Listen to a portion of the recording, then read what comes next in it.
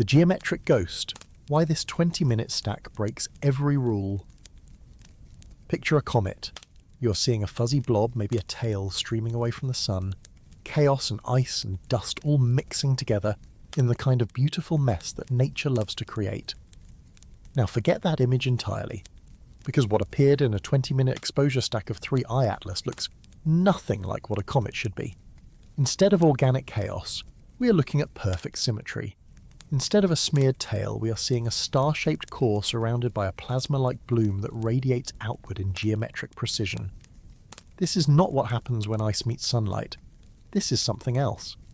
The image came from Space Tracker, a processing build-up over 20 minutes of continuous observation. When you stack images like this, you're supposed to get blur. You're supposed to see motion smear. You're supposed to watch jets and outgassing spread across the frame as the object rotates and moves. That is how comets work. That is how rotation works. But 3I Atlas is not playing by those rules. What we got instead was a perfectly symmetric star-shaped core, crisp edges, and a halo that looks more like engineered plasma confinement than natural sublimation. The frame shows no defined tail, not sunward, not anti-sunward, nothing. Just this glowing geometric structure hanging in space like someone turned on a machine and walked away. Think about what a 20-minute stack should do to a rotating object. 3I Atlas has a confirmed rotation period of just over 16 hours. That means in 20 minutes it rotates through about 2% of its full cycle. Not much, but enough. Enough to smear jets, enough to blur directional emissions, enough to turn sharp features into soft gradients. But none of that happened. The star shape stayed sharp. The plasma bloom stayed structured. The core stayed geometrically perfect. It is as if the object was not rotating at all, or as if whatever is producing these emissions is compensating for rotation in real time, maintaining orientation independent of the body's spin. Both options break the model. Both options demand explanations that natural cometary activity cannot provide. Amateur astronomers across the globe have been capturing this object with equipment you can buy online. Telescopes in the few $1,000s range, standard CCD cameras. Publicly available processing software like PixInsight. These are not billion-dollar instruments. These are backyard setups, and yet they are resolving detail that NASA's official release somehow missed. We are seeing massive green comas from cyanogen and carbon-2 emissions. We are seeing bright white-pink central cores with concentrated activity. We are seeing multiple directional plasma streams, 4 to 6 distinct jets, all arranged in geometric, non-random distribution patterns. This is not the chaotic spray of a comet being ripped apart by solar radiation. This is controlled, emission from specific zones, organised in ways that suggest structure beneath the surface. Let me be clear about what geometric means in this context. When we say the core is star-shaped, we are not talking about pareidolia. We are not seeing shapes in clouds. We are talking about mathematical symmetry in the emission pattern. Multiple points radiating from a central source at regular angular intervals, plasma streams following precise directional vectors, spatial zones showing structured activity rather than random chaotic outgassing. These are observable, reproducible features that multiple independent observers are documenting using standard astronomical techniques. The geometry is real. The question is what creates it. Natural comets do not behave this way. Natural comets rotate, their jets smear, their emissions follow the path of least resistance as volatile materials heat up and vent into space. You get asymmetry. You get chaos. You get the beautiful random complexity that thermodynamics loves to create. But 3I Atlas is showing us order. It is showing us precision. It is showing us features that persist across rotation, across multiple observation sessions, across different observers and different instruments. That kind of consistency is what you see in engineered systems, not in tumbling ice balls heated by a distant star. The 20-minute composite is particularly revealing because of what it does not show. There is no tail. After perihelion, after losing at least 13% of its mass according to non-gravitational acceleration data, after what should have been the most violent outgassing event in this object's observable history, there is no clear cometary tail visible in the frame. The solar radiation pressure should be pushing material away from the sun in a classic tail formation. The solar wind should be stripping ions and creating the characteristic glow we associate with active comets. But none of that is happening in the way it should. Instead, we get this star core, this geometric halo, and an absence of the features we expect. Compare this to any other comet at similar activity levels. Look at Comet Lemon from our own solar system. Clear tail pointing away from the sun, exactly as radiation pressure and solar wind predict. Fuzzy coma, asymmetric jets, all the chaos you expect from an icy body venting volatiles. 3i Atlas is not doing that. 3i Atlas is doing something else entirely, something that maintains geometric precision even as it rotates, even as it moves, even as it should be falling apart under solar heating. The observers who captured this data are not fringe amateurs. They are using equipment and techniques that are standard in the astronomical community. Their images are being posted to official observation networks like the International Comet Quarterly. Their processing methods are transparent and reproducible. Anyone with similar equipment and clear skies can verify what they are seeing. This is not a hoax. This is not a processing artifact. This is what the object actually looks like when you point a telescope at it and integrate photons over 20 minutes. The geometric structure is real, and it is consistent. Now ask yourself, what could create this? Start with the simplest explanation and work outward. Could this be unusual ice pocket geometry on the surface? Could valleys and mountains create shadowing effects that channel sublimation into precise geometric patterns? Maybe, but that requires an incredibly specific surface topology maintained across an object that is tumbling through space that just happens to create mathematical symmetry in the emission pattern. Possible, but the odds are vanishingly small. Nature loves fractals and chaos. Nature does not usually do perfect star shapes with evenly spaced emission points. Could it be magnetic fields? Could the object have a strong internal magnetic field that channels plasma into specific geometries? Comets do not typically have strong magnetic fields. They are not dense enough, not metallic enough, not magnetically active in the way that would create structured plasma confinement. But let us say this one does. Let us say 3i Atlas is somehow generating a field strong enough to organize ionized gas into geometric patterns. That would make it a very unusual comet. That would make it something we have never seen before. That would raise questions about what is inside it, generating that field, maintaining that structure. Or we consider the hypothesis that makes everyone uncomfortable but keeps refusing to go away. What if the geometry is there because something is maintaining it? What if the emissions are controlled, not by the random thermodynamics of ice sublimation, but by systems designed to produce thrust, to maintain orientation, to operate with precision? What if we are not looking at a comet at all, but at something that is using cometary activity as camouflage while doing something else entirely? It sounds like science fiction until you look at the images. It sounds absurd until you count the anomalies. It sounds impossible until you realize that 12 documented mysteries are now stacking up, and none of them have conventional explanations that hold together under scrutiny. The 20-minute stack is not alone. Other observers are seeing similar features. Satoru Murata in New Mexico captured jets arranged in geometric patterns. Tirasak in Thailand documented rotational gradient analysis showing non-random distributions. Ray's astrophotography work showed the same structured spatial zones, the same directional controlled emissions, the same features that should not persist if this were normal cometary behavior. Multiple observers, multiple instruments, multiple processing methods, all converging on the same conclusion. Something about this object is different. Something about this object does not fit. Think about the timing. We are seeing this level of detail now, weeks after perihelion, when the object should be calming down. Comets typically do their most dramatic activity near the sun, then settle as they move outward. 3i Atlas did the opposite. Its jets sharpened after perihelion. Its brightness increased in ways that defied predictions. Its structure became more organized, more geometric, more precise. That is backwards. That is not how thermal processes work. Heat fades as you move away from the source. Activity decreases as temperatures drop, but 3i Atlas is maintaining high activity, maintaining structure, maintaining features that should have dissipated by now if they were purely thermal in origin. The lack of a clear tail is perhaps the most troubling feature. Material is clearly being ejected. We can measure the non-gravitational acceleration. We can calculate that over 13% of the object's mass was lost near perihelion.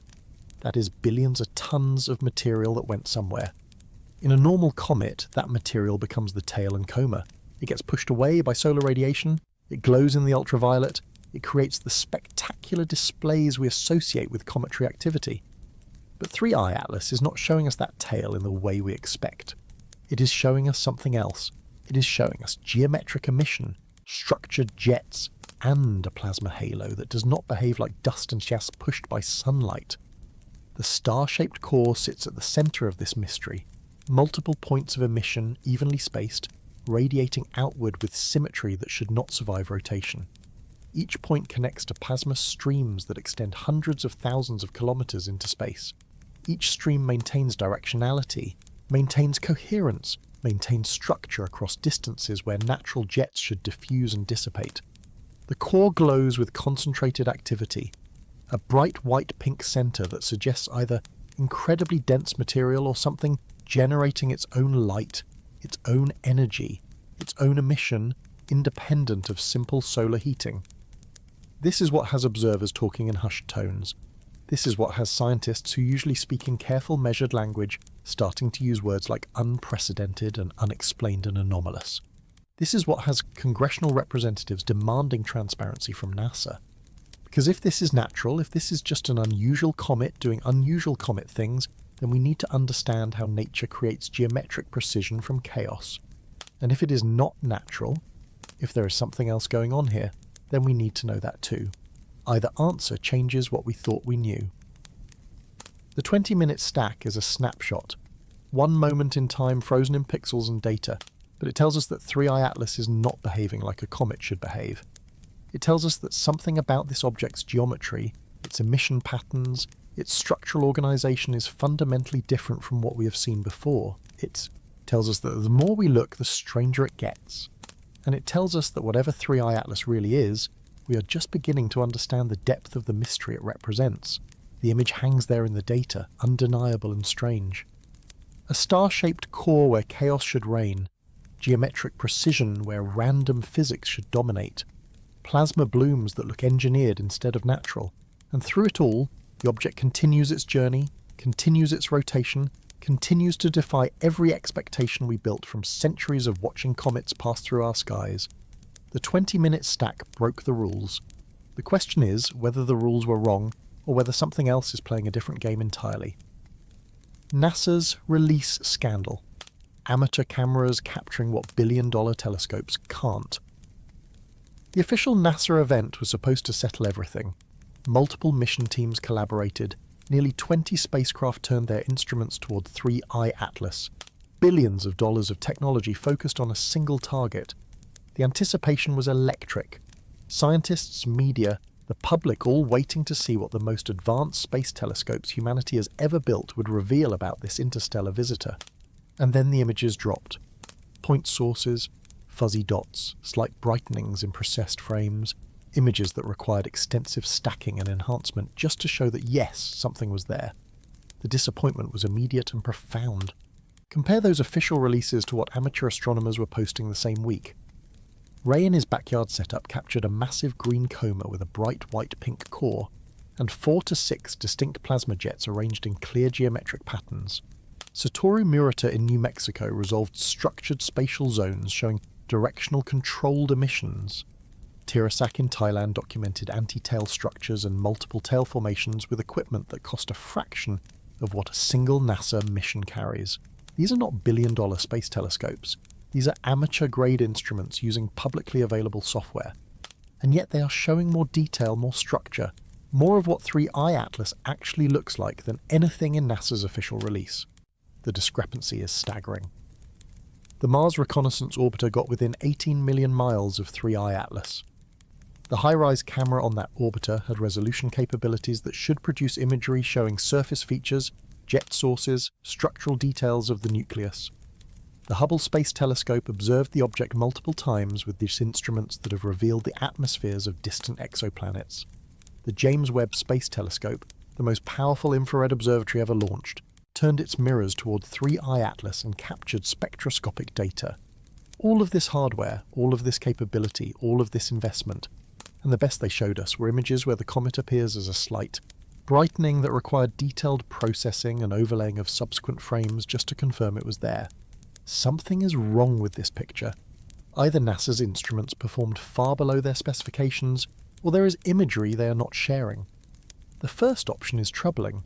The second option is worse, because if NASA captured high-resolution data showing the same geometric patterns, the same structured emissions, the same anomalous features that amateur observers are documenting and chose not to release that data, then we have moved beyond scientific caution into active obfuscation. The agency that is supposed to be transparent about discoveries, that is funded by public money to explore and share knowledge, would be withholding evidence of something they cannot explain. Let us walk through what NASA actually released. From SOHO and Stereo, we got images showing 3I Atlas as a faint fuzzy orb with a short elongation for the tail. These are solar observatories designed to watch the sun, not faint comets, so perhaps the limitations are understandable.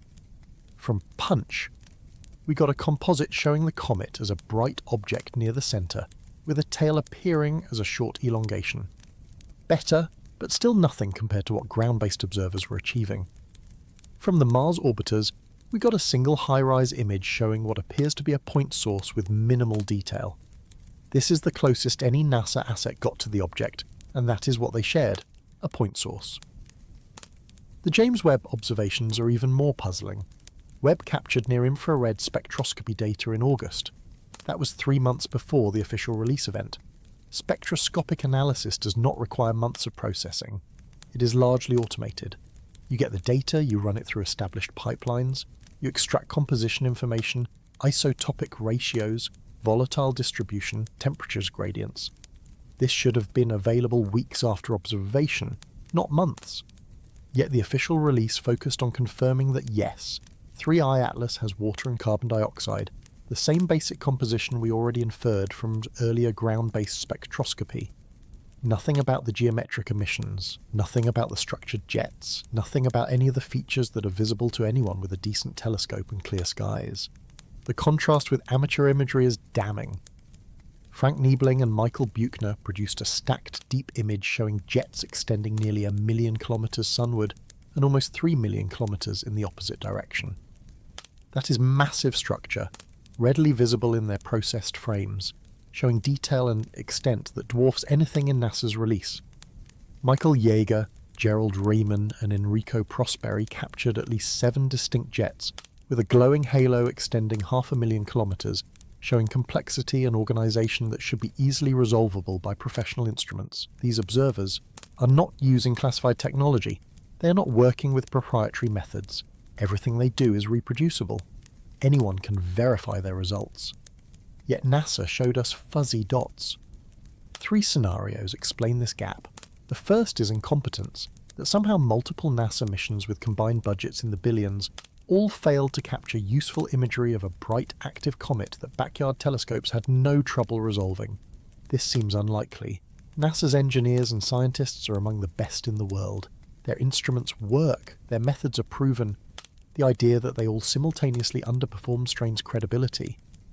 The second scenario is honest confusion, that NASA captured detailed imagery showing geometric patterns and anomalous structures, but they genuinely do not know how to interpret what they are seeing, so they released only the safest, most conventional data while they figure out what the rest means. This is more plausible but still troubling because it suggests they are sitting on evidence that could reshape our understanding of this object. The third scenario is deliberate withholding. NASA knows what they captured. They know it shows features that are difficult to explain within conventional cometary physics. They know that releasing high-resolution imagery of geometric emissions, structured plasma confinement and organized jet patterns would raise questions they are not prepared to answer. So they released the minimum necessary to maintain credibility while avoiding the controversy that detailed images would generate. If this is what happened, if this is the actual calculation behind the official release, then we have a transparency crisis that goes beyond one object or one mission. We have an agency deciding what the public gets to know based on how comfortable that knowledge makes them feel. The timing adds another layer of suspicion. The high-rise images were captured in early October during the government shutdown. Those images have been held for over 40 days now with no scientific justification for the delay. Congresswoman Anna Paulina Luna is actively pressuring NASA to release the data. Independent scientists are publicly asking why imagery that should have been processed and shared within days is still being withheld. The official explanation is bureaucratic, something about procedures and protocols and the complications of the shutdown. But bureaucracy does not explain why amateur observations from the same time period were freely shared while NASA's high-resolution data remains locked away. Consider what we know those high-rise images should show. The Mars Reconnaissance Orbiter was 10 times closer to 3I Atlas than telescopes on Earth.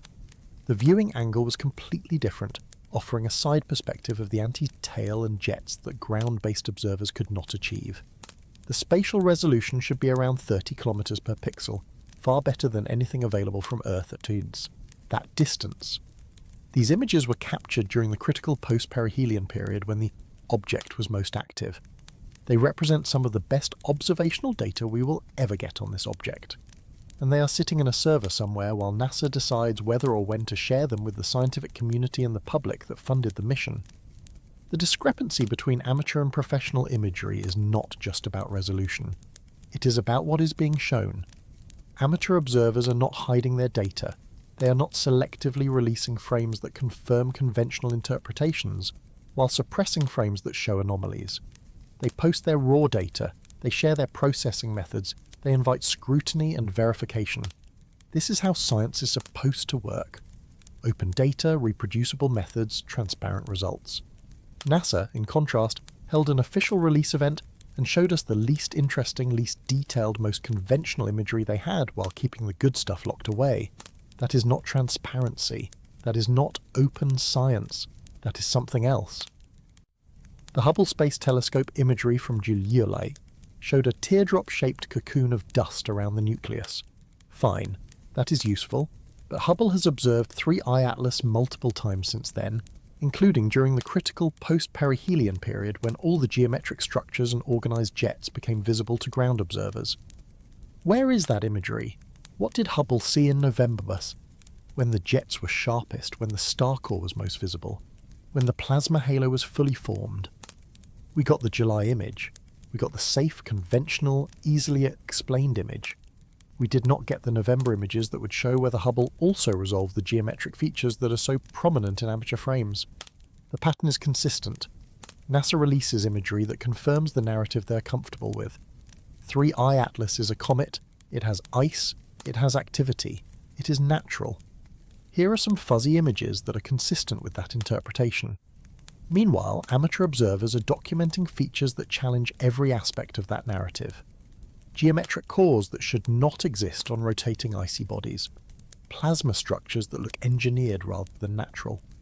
Jets that maintain orientation despite 16-hour rotation periods. Anti-tails that persist for months with no clear mechanism to explain them. All of this is in the amateur data. None of it is prominently featured in NASA's official release. The scientific community is noticing. Avi Loeb has been vocal about the withholding of high-rise data. Other astronomers are quietly expressing frustration that NASA is sitting on observations that could answer critical questions about this object's nature. The longer the delay continues, the more it looks like something other than bureaucratic inertia. The longer high-resolution data remains unreleased while amateur observations pile up showing increasingly strange features, the more it appears that someone made a decision about what the public should and should not see.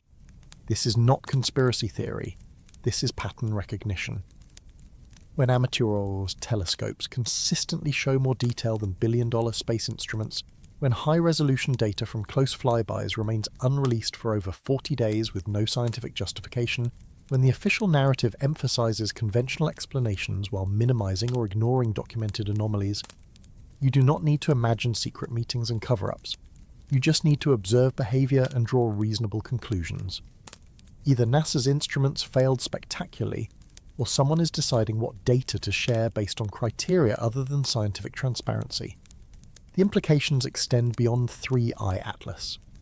If NASA is selectively releasing data to maintain comfortable narratives, what else might they be sitting on? What other observations might have shown features that are difficult to explain, features that were quietly filed away while safe conventional interpretations were promoted? The space agency has enormous credibility built over decades of genuine discovery and transparent science. That credibility is being spent here, burned away by decisions that prioritize narrative control over open sharing of the evidence.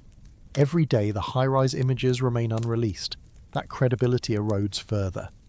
Amateur astronomers are not the enemy of professional science. They are not competing for funding or prestige.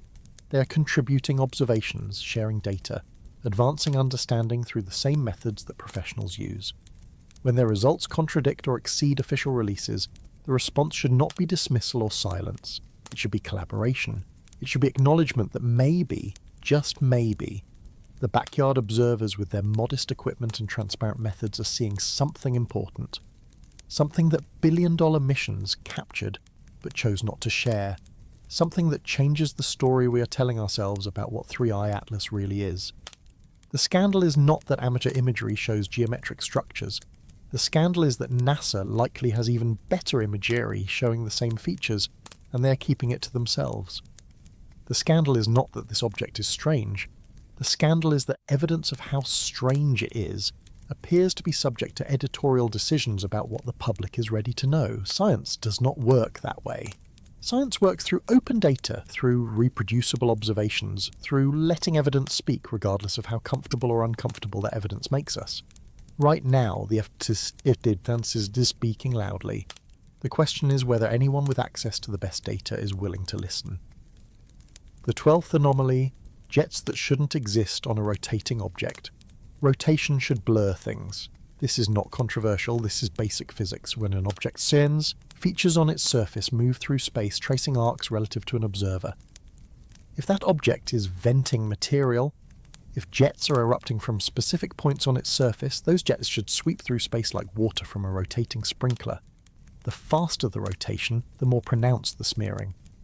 The longer you observe, the more the jets should blend into diffuse halos, as different emission points cycle through your field of view. This is how rotating comets work. This is what we see every time we observe an active nucleus tumbling through space. Except 3i Atlas is not doing this. The rotation period was measured months ago, 16.16 hours, give or take a few minutes. That measurement came from photometric observations watching the brightness vary as different parts of the nucleus reflected sunlight back toward Earth. The periodicity was clear, the confidence high. 3i Atlas rotates. It tumbles through space like any other small body should, completing a full rotation roughly 2/3 of a day. At that rotation rate, in the time it takes to capture a deep image, the object spins through a measurable fraction of its cycle. Surface features move, jets sweep. Everything that is tied to the rotating nucleus should show that motioners blur and smear in long exposure images. But the jets stay sharp. The collimated beams extending over 1,000,000 kilometers maintain their orientation. The network of emissions radiating from the core shows no searing, no rotational blur, no indication that the source is spinning beneath them. Multiple observers capturing images hours apart see the same jet structure, the same directional patterns, the same organized emissions. If these jets were tied to specific active regions on a rotating surface, we should see them sweep through different angles. We should watch them cycle in and out of view as the nucleus turns. We should observe the kind of time variable behavior that every other rotating active comet displays. 3i Atlas does not show us that. 3i Atlas shows persistent structure that defies rotational physics. Let us work through what this means. Imagine a jet erupting from an ice pocket on the surface. Solar heating warms that pocket, volatile sublimate, gas and dust erupt outward in a narrow beam. Classic cometary jet formation. Now imagine that pocket is on a rotating nucleus. As the nucleus spins, that jet sweeps through space, its apparent direction changing continuously as the source region rotates. Over the course of one rotation period, the jet traces a cone around the spin axis. In images integrated over minutes or hours, you do not see a sharp jet. You see an arc. You see a fan, you see the cumulative effect of that beam sweeping through space as the nucleus turns beneath it. This is what rotation does to jets. This is what should be happening with 3i Atlas. The observations show the opposite. The images captured in early November reveal tightly collimated jets extending to distances larger than 1,000,000 kilometers. These are not arcs. These are not fissions. These are narrow beams maintaining directionality across spatial scales, where any rotational motion should have smeared them into unrecognizable diffuse structures. The implication is stark. Either these jets are not tied to the rotation of the nucleus, or something is compensating for that rotation, maintaining jet orientation independent of the body's spin. Both options are deeply problematic for the natural comet hypothesis. Consider the first possibility. Jets not tied to rotation would require the source to be separate from the nucleus, something producing thrust that is not mechanically coupled to the spinning body. You could imagine a cloud of debris, fragments ejected near perihelion, each piece outgassing independently. But debris fields disperse. They spread. They do not maintain coherent collimated beams over million-kilometre distances. The ram pressure required to push material that far against the solar wind demands sustained high-velocity outflow from a concentrated source, not diffuse venting from a scattered debris cloud. The jets we are observing require a source that is both powerful and stable, neither of which describes fragmentation products tumbling away from a disrupted nucleus. The second possibility is even stranger. Compensation for rotation means active stabilization. It means something adjusting jet orientation in real time to counteract the spin of the body beneath it. This is what spacecraft do. Reaction wheels and thrusters maintain attitude control despite external torques. Gyroscopes provide stabilization. Active systems compensate for rotation to keep antennas pointed, solar panels aligned, instruments targeted. Comets do not have reaction wheels. Ice and rock do not come with built-in attitude control. Yet the jets from 3I Atlas are behaving as if something is stabilizing them, as if whatever is producing these emissions can sense the rotation and adjust to maintain directionality independent of the tumbling nucleus. There is a third option that gets discussed quietly, reluctantly, with the kind of careful language scientists use when they are afraid of sounding insane. What if the jets are not jets at all? What if what we are seeing is not material being ejected from a rotating surface, but something else entirely? Exhaust plumes from thrusters that are gimbal-mounted or vectored to maintain orientation. Directed energy beams that originate from systems capable of pointing control. Plasma emissions from devices that can maintain field geometry despite the rotation of the platform they are mounted on. This requires technology. This requires engineering. This requires accepting that 3I Atlas might be something other than a natural comet doing natural comet things. The pattern becomes more troubling when you look at the details. The jets do not just maintain general directionality. They show fine structure. Multiple observers document plasma streams with internal organization, with boundaries that stay coherent across hundreds of thousands of kilometers. Natural jets diffuse. They spread. The further from the source, the more they blur as particles scatter and interact with the interplanetary medium. But these jets maintain definition. They maintain structure. They look less like escaping gas and more like confined plasma, channeled and controlled by mechanisms we do not have names for in conventional cometary physics. The sunward jets are particularly impossible. Anti-tails pointing toward the sun require heavy particles, dust grains large enough that radiation pressure and solar wind cannot push them outward. These particles must be ejected with enough velocity to overcome the outward forces and travel sunward. Fine, that can happen, but those particles are not moving in straight lines. They are on ballistic trajectories, parabolic paths determined by their initial velocity and the gravitational and radiation forces acting on them. They should spread. They should disperse into a fan-shaped distribution as particles with slightly different velocities and slightly different ejection angles follow slightly different trajectories. Over 1 million kilometers, those small differences should add up to significant spreading. But the sunward jets stay collimated. They stay narrow. They maintain coherence across distances where ballistic trajectories should have dispersed them into diffuse clouds. The only way to keep particles in a narrow beam over those distances is to continuously guide them. Magnetic fields can do this with charged particles, confining plasma into thin threads by providing a restoring force that prevents dispersion. But comets do not generate strong magnetic fields. They do not have the dense metallic cores or the internal convection currents that produce planetary magnetospheres. Cometary nuclei are porous ice balls, possibly loosely bound rubble piles, with no mechanism to generate or maintain the kind of field strengths required for plasma confinement over million-kilometre scales.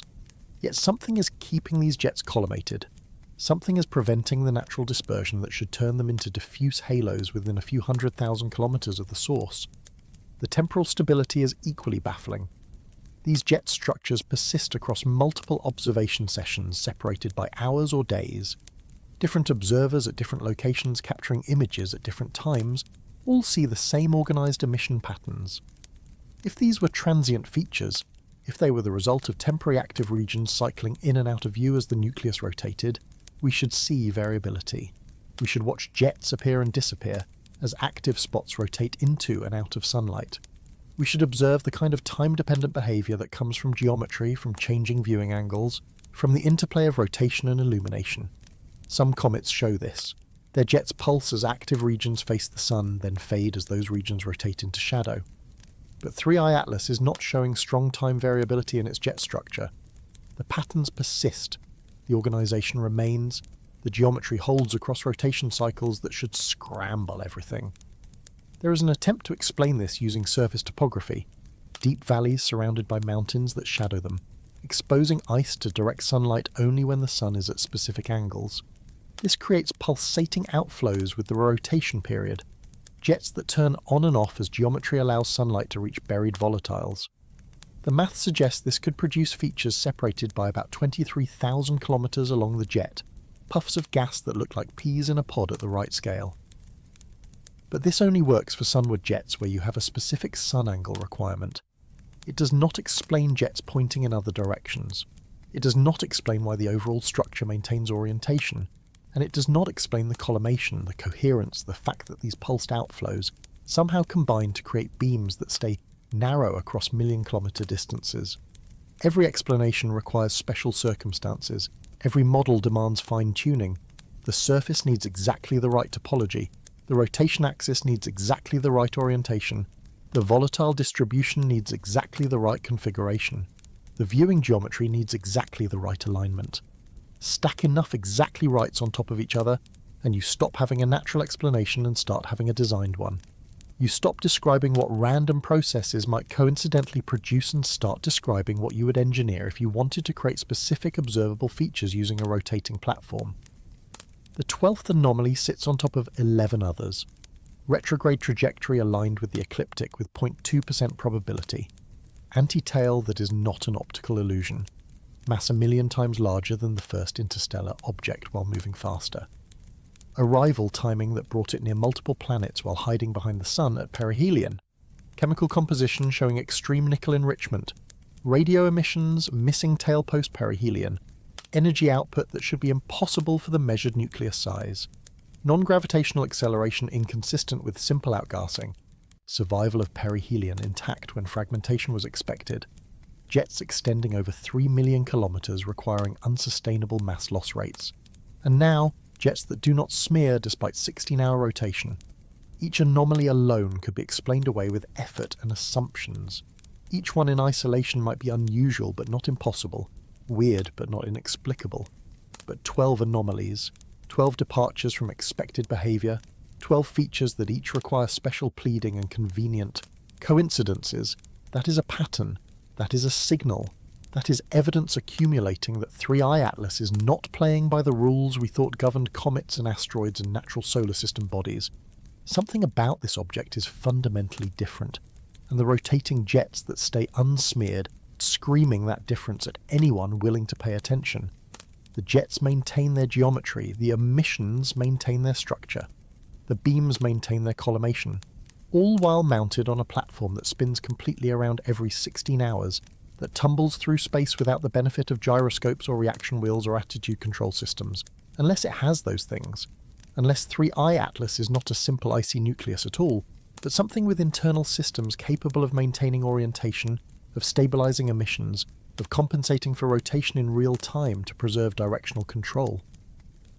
The jets that should not exist on a rotating object are telling us something. The question is whether we are ready to hear what they are saying. Plasma halos and star cores, when comets look like something else. There is a way that plasma behaves when it is free, when it is unconfined, when it is simply responding to electromagnetic forces and pressure gradients in the natural environment of space.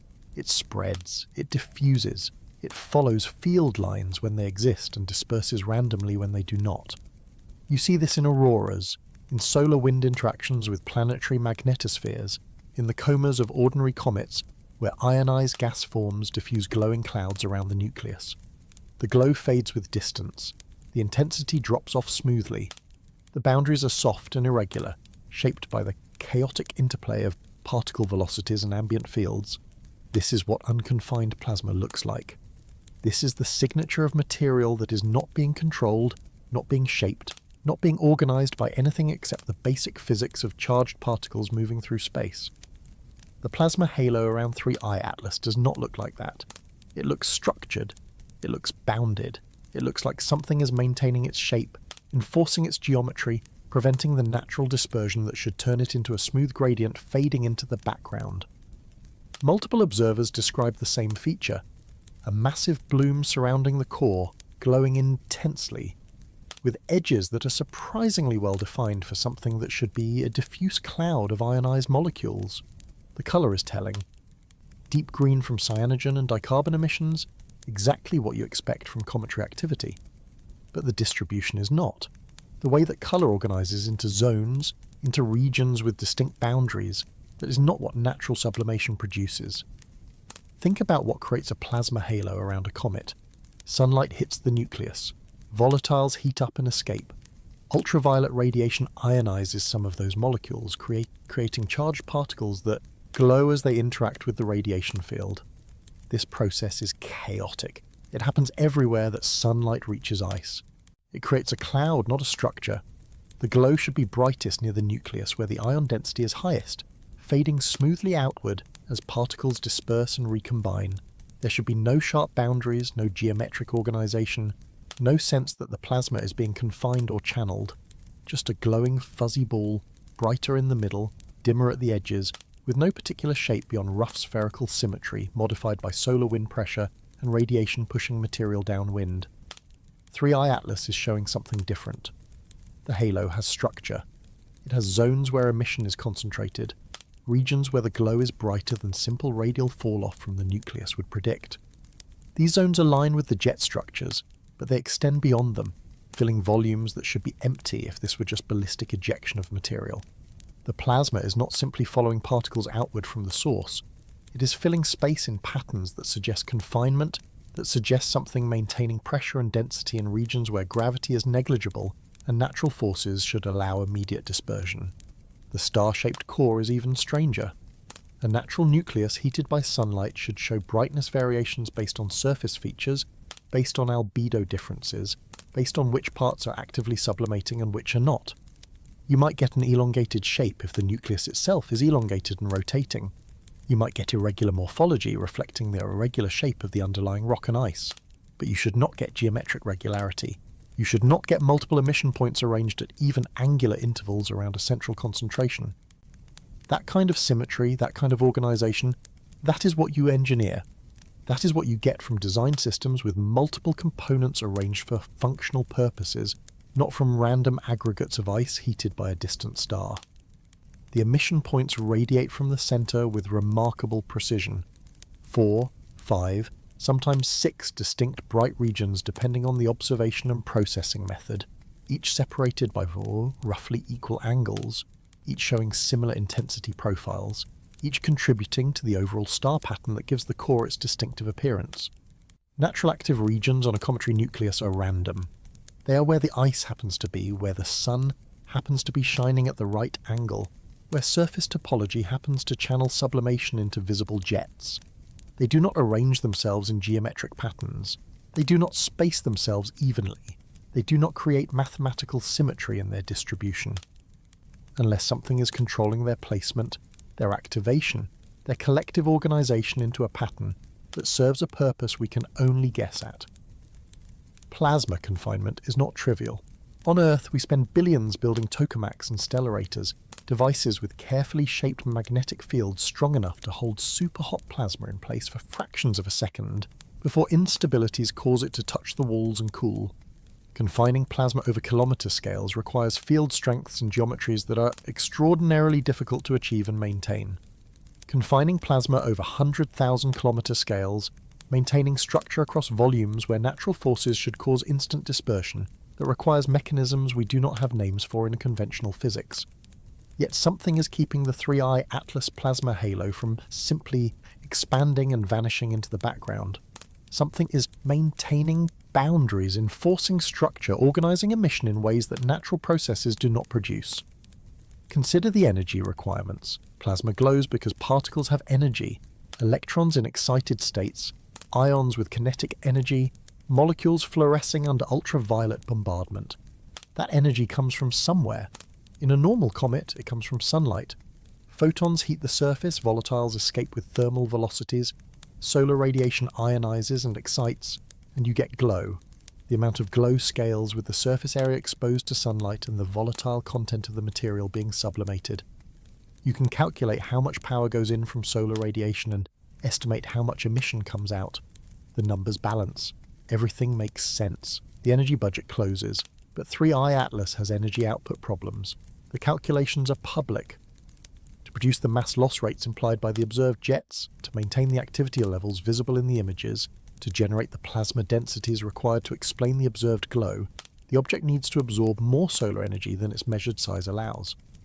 A nucleus 5 or 6 kilometers in diameter at its distance from the Sun receives a specific amount of power per square meter. Even if every square meter is actively sublimating, even if the entire surface is dark and absorbing efficiently, the total energy available is limited by geometry and distance. The observed phenomena require more power than that total allows, which means either the nucleus is larger than measurements suggest, or energy is coming from somewhere other than solar heating. A larger nucleus solves some problems but creates others. Make it big enough to have the surface area needed for the energy budget, and you have to explain why Hubble measurements gave such a small upper limit on the diameter. Make it porous enough to have internal surface area that is not directly measured but can still contribute to outgassing, and you need to explain how such a fragile structure survived perihelion intact. The alternatives are uncomfortable. Internal heat sources, chemical reactions beyond simple ice sublimation, radioactive decay, or something using stored energy, something with power systems, that are not dependent on the instantaneous flux of sunlight hitting its surface. Each step away from simple solar heating is a step toward explanations that require more than natural geology and chemistry. The colour distribution adds another layer of strangeness. The green coma from cyanogen is expected. Many comets show this, but the concentration patterns, the way certain wavelengths dominate in specific zones while others are more prominent elsewhere, that suggest temperature gradients and composition variations that are more organised than random sublimation should produce. The bright white-pink core implies very high temperature or density, a concentration of emission that should only occur right at the nucleus surface where fresh material is being exposed and particle densities are highest. Yet the bright core extends beyond what should be the nucleus itself, filling a region that is either much larger than the solid body or is glowing from processes that do not require solid surface beneath them. Plasma physics is complicated, but some things are universal. Charged particles respond to electromagnetic fields. If you want to control where plasma goes, you need fields strong enough to overcome thermal motion and pressure. You need topology that channels particles along desired paths, that prevents cross-field diffusion, that maintains confinement despite the natural tendency of pressure to push plasma outward into vacuum. Stars do this with gravity. Tokamaks do this with carefully engineered magnet arrays. Comets do not do this at all because comets do not have the field sources or the mass concentrations required. 3i Atlas appears to be doing it anyway. The plasma halo shows confinement. The core shows structure. The emission patterns show organisation that requires forces and fields beyond what a simple icy nucleus should be capable of generating. The visual comparison is stark. Look at any other comet at similar activity levels. The plasma coma is diffuse, brightest near the centre, fading smoothly, no sharp boundaries, no geometric patterns. The nucleus appears as an unresolved point or a slightly elongated smudge, featureless beyond perhaps a hint of jet structure if conditions are right. Everything looks organic, chaotic, like nature doing what nature does when ice meets sunlight. Then look at 3i Atlas. Star-shaped core with multiple emission points in geometric arrangement. Plasma halo with defined boundaries and structured zones. Jets maintaining coherence across million-kilometre scales. It looks engineered. It looks designed. It looks like something built to do a job, not like something randomly accumulated from primordial material and heated by solar radiation. This is where intuition becomes dangerous. We want to believe that unusual means natural, that strange is still explicable, that everything we see in the universe can be understood through the physics and chemistry we already know. That belief has served us well. It has kept us from jumping to conclusions, from seeing patterns that are not there, from letting imagination override evidence. But that same conservative instinct can blind us to genuinely novel phenomena. It can make us work so hard to fit observations into existing frameworks that we miss the possibility that the framework itself is inadequate. That what we are seeing is not a strange example of a familiar category, but an instance of something entirely different. The plasma halo around 3I Atlas is either the most unusual natural cometary coma ever observed, requiring a perfect storm of special conditions to produce confined structured emission across 100,000 kilometre scales, or it is not a natural cometary coma at all. The star-shaped core is either the most geometrically perfect arrangement of random active regions ever coincidentally configured on a rotating nucleus, or it is not random. The energy output is either coming from a nucleus that is much larger or much more volatile rich than measurements suggest, or it is coming from somewhere else. Each option is uncomfortable. Each requires accepting something unexpected. But uncomfortable and unexpected are not the same as impossible. They're just unfamiliar. And when you're observing something from outside your solar system, something that has spent billions of years in interstellar space before arriving here, unfamiliar might be exactly what you should expect. The halos and cores are telling a story. Plasma that stays confined when it should disperse. Emission that organizes into geometric patterns when it should be chaotic. Energy output that exceeds what solar heating alone can provide. Structures that look designed because structures that are designed look like this. The question is not whether the observations are real. Multiple independent observers have confirmed them. The question is whether we are willing to consider explanations that go beyond the comfortable bounds of cometary science, explanations that require us to think about 3I Atlas as something other than a chunk of ice on a hyperbolic trajectory. The plasma is glowing, the core is structured, the patterns are there. All we have to do is look at them without preconceptions and ask what they actually require, not what we wish they required. The missing tail mystery: where did 13% of its mass go? Perihelion should be dramatic for comets. The closest approach to the Sun is when heating is maximum, when volatiles are boiling off fastest, when the most material gets ejected into space. If a comet is going to put on a show, this is when it happens. Brightness increases, tails develop, comas expand, dust and gas stream away from the nucleus in spectacular displays, visible even to the naked eye for the most active visitors. The solar radiation pressure and solar wind push this material downwind, creating the classic tail structure that points away from the Sun, regardless of the comet's direction of motion. This is textbook behaviour. This is what centuries of observations have taught us to expect. 3I Atlas went through perihelion, survived intact against predictions, and then did not produce the tail it should have. The mass loss is measurable through non-gravitational acceleration. When a comet ejects material, that ejection imparts momentum. Push gas and dust in one direction and the nucleus recoils in the other, like a leaky balloon flying around a room. Precise tracking of the trajectory reveals these tiny deviations from pure gravitational motion. The size and timing of the deviations tells you how much mass was lost and how fast it was ejected. For 3I Atlas, the non-gravitational acceleration measurements are unambiguous. More than 13% of the total mass was expelled near perihelion. That is billions of tons of material. That is enough mass to create a spectacular tail, to produce a coma that should be visible across millions of kilometres, to generate the kind of display that makes comets famous. But the post-perihelion images show no clear tail.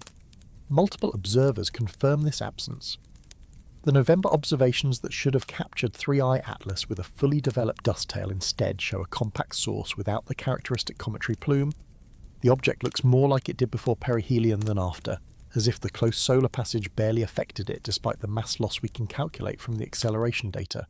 Compare this to Comet Lemon observed around the same time. Clear tail, pointing away from the Sun, behaving exactly as radiation pressure predicts. 3I Atlas with its billions of tons of ejected material shows nothing comparable. The material went somewhere, the question is where. Dust tails form when small particles are pushed by solar radiation. The particles need to be in the right size range, typically micrometers to millimeters, small enough that radiation pressure dominates over gravity, but large enough to scatter visible light efficiently. These particles spread out behind the comet in a broad fan, creating the luminous tail we associate with cometary activity. The bigger the mass loss, the more particles, the brighter and longer the tail, With 13% mass loss, 3I Atlas should be trailing a dust cloud hundreds of thousands or even millions of kilometers long. We should see brightness falling off gradually as the tail extends away from the nucleus, with the densest part near the comet and more diffuse regions farther back. This is basic cometary physics. This is what happens when you eject billions of tons of dust-laden material near the Sun. Except it is not happening. Ion tails are even more obvious. Ionized gas glows brilliantly in the ultraviolet and visible spectrum as charged molecules interact with solar radiation. These tails are typically straight, narrow, and point almost directly away from the Sun because the solar wind pushes them efficiently. Active comets show both dust and ion tails, sometimes with the ion tail being the more prominent feature. The plasma we know exists around 3I Atlas should be forming an ion tail. The cyanogen and dicarbon emissions are direct evidence of ionization happening. That ionized material should be getting swept away by the solar wind, creating a classic glowing ion tail millions of kilometers long. Where is it? The anti-tails complicate this picture but do not explain the missing conventional tail. Yes, 3I Atlas shows anti-tails pointing toward the Sun. These are strange but explainable through heavy particle ejection and viewing geometry. Large dust grains ejected with high velocity can travel sunward before radiation pressure and gravity curve their trajectories back. From certain viewing angles, this material can appear to form a tail pointing the wrong direction. Fine. Unusual but not impossible. However, the existence of anti-tails does not explain why the normal tails are absent. You can have both. In fact, if you are ejecting enough material to create prominent anti-tails, you should definitely be creating normal tails as well, because not all particles are heavy, and not all particles are moving fast enough to overcome outward forces. The light dust should still be there, pushed away from the Sun, glowing and obvious. It is not. One explanation is that the ejected mass was not in the form of typical cometary dust. If the material lost was primarily gas with very few solid particles, the tail might be much fainter than expected. Gas is harder to see than dust unless it is ionized and glowing, and even then it produces narrow ion tails rather than broad dust fans. But 13% mass loss as pure gas requires extreme volatile enrichment. The nucleus would need to be almost entirely ice, more like a dirty snowball than the rubble pile mixture typical of comets. That level of purity is unusual, especially for an object that has potentially been exposed to cosmic ray processing during its journey through interstellar space. And even if the mass loss was all volatiles, we should still see spectacular ion tails from the ionization of that gas. The absence is hard to explain. Another possibility is that the ejected material was distributed differently than simple radial outflow from the nucleus. If the mass loss was primarily through the directed jets rather than uniform sublimation across the surface, the material might be concentrated in narrow streams rather than forming a broad tail. This could explain why we see strong jet structures, but not diffuse comas and tails. But it creates new problems. Directed jets imply asymmetric outgassing, which should produce torques that change the rotation state. We do not see evidence of rapid spin-up or spin-down. The jets would also need to be remarkably stable and collimated to prevent the ejected material from dispersing into the typical tail. Configuration downstream. Natural jets from comets typically spread, diffuse, and blend into the general coma and tail structure within relatively short distances from the nucleus. The mass budget does not close cleanly. Start with the minimum mass estimate for 3I Atlas, roughly 33 billion tons calculated from the lack of non-gravitational acceleration before perihelion. Lose 13% and you ejected over 4 billion tons. That is a staggering amount of material. For comparison, think about how much matter there actually is. How many cubic kilometers of ice and rock need to sublimate or fragment to release that mass? Now look at the post-perihelion images and try to account for where that material went. The jets are impressive but account for only a fraction. The plasma halo is significant but represents ionized gas, a small fraction of the total mass. The anti-tails contain material but are also limited in extent.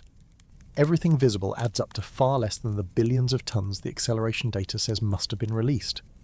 The discrepancy suggests either the mass was ejected in a form we are not seeing, or the energy was used for something other than ejecting mass. If material was released as large dark particles with low albedo, we might not see them easily. They would not scatter much light, they would not glow, they would be essentially invisible except through very careful photometric measurements or by their gravitational effects.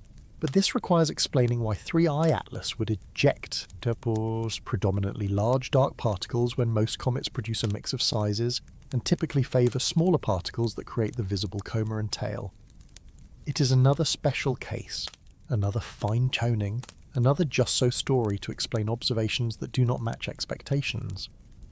Alternatively, if the non-gravitational acceleration was not entirely from mass ejection, if some of the momentum change came from directed energy emission or from some other non-mass loss process, then the 13% figure overestimates actual material loss.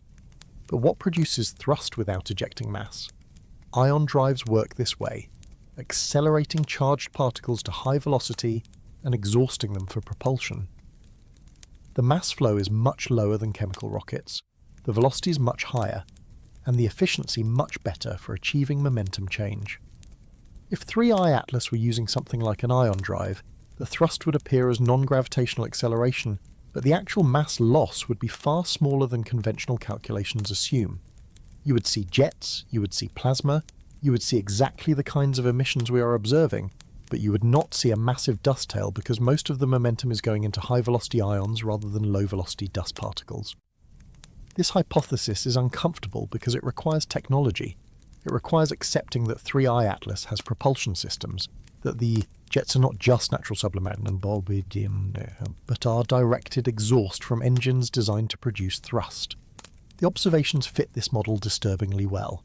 Collimated jets that maintain directionality, plasma emissions consistent with ionized exhaust, energy output exceeding what solar heating should provide, mass loss that does not produce the expected tail, non-gravitational acceleration that could be thrust rather than recoil from isotropic outgassing. Stack these observations together, and you have a picture of an object using its passage through the inner solar system to execute maneuvers, to change its trajectory, to accomplish something that requires directed impulse rather than letting pure gravitational physics determine its path. The tail that should be there is not. The billions of tons of mass that left the object are not forming the obvious coma and tail structures that they should. Something about the mass loss mechanism is different from standard cometary behaviour. Something about how 3I Atlas handles volatiles, ejects material, or uses energy is not matching the models built from centuries of observing natural comets. You can keep adding special conditions to the natural explanation. You can keep assuming unlikely coincidences and unusual circumstances. Or you can consider that the observations are telling you directly what is happening. The mass is not forming a tail because it is not being passively ejected by sublimation. It is being actively directed as propellant or being used in processes that do not create visible dust clouds. The non-gravitational acceleration is not an unintended consequence of outgassing. It is the primary purpose of the mass loss, thrust generation rather than waste heat shedding. Every attempt to explain 3I Atlas as a natural comet requires special pleading. The missing tail is just one more item on a growing list of features that are individually unusual and collectively damning. Yes, you can imagine surface topology that channels jets. Yes, you can invoke viewing geometry to explain anti-tails. Yes, you can propose volatile composition differences to account for unexpected spectra. But each explanation is specific to one problem. None of them together form a coherent model that explains everything we are seeing. Meanwhile, the technological hypothesis, uncomfortable as it is, explains most of the observations with a single framework. Objects using propulsion systems show collimated exhaust, maintain thrust vectors despite rotation, produce plasma signatures, have missing conventional tails because the mass is being directed rather than diffused, and show non-gravitational acceleration because that is the whole point of having engines. The 13% is real. The non-gravitational acceleration measurements are solid. Billions of tons of material left 3I Atlas. That material has to go somewhere. It has to show up in observations as coma, tail, jets, something visible that accounts for the mass and energy involved. The fact that we are not seeing it in the expected forms means either our understanding of how that mass behaves after leaving the nucleus is wrong, or the mass is leaving in ways that comets do not naturally do. The missing tail is screaming this at us. The absence of expected features is evidence, just as much as the presence of unexpected ones. 3I Atlas is not creating the signature we associate with massive cometary outgassing. It is creating something else, something directed, something controlled, something that looks a lot less like natural sublimation and a lot more like engineered propulsion. The billions of tons went somewhere.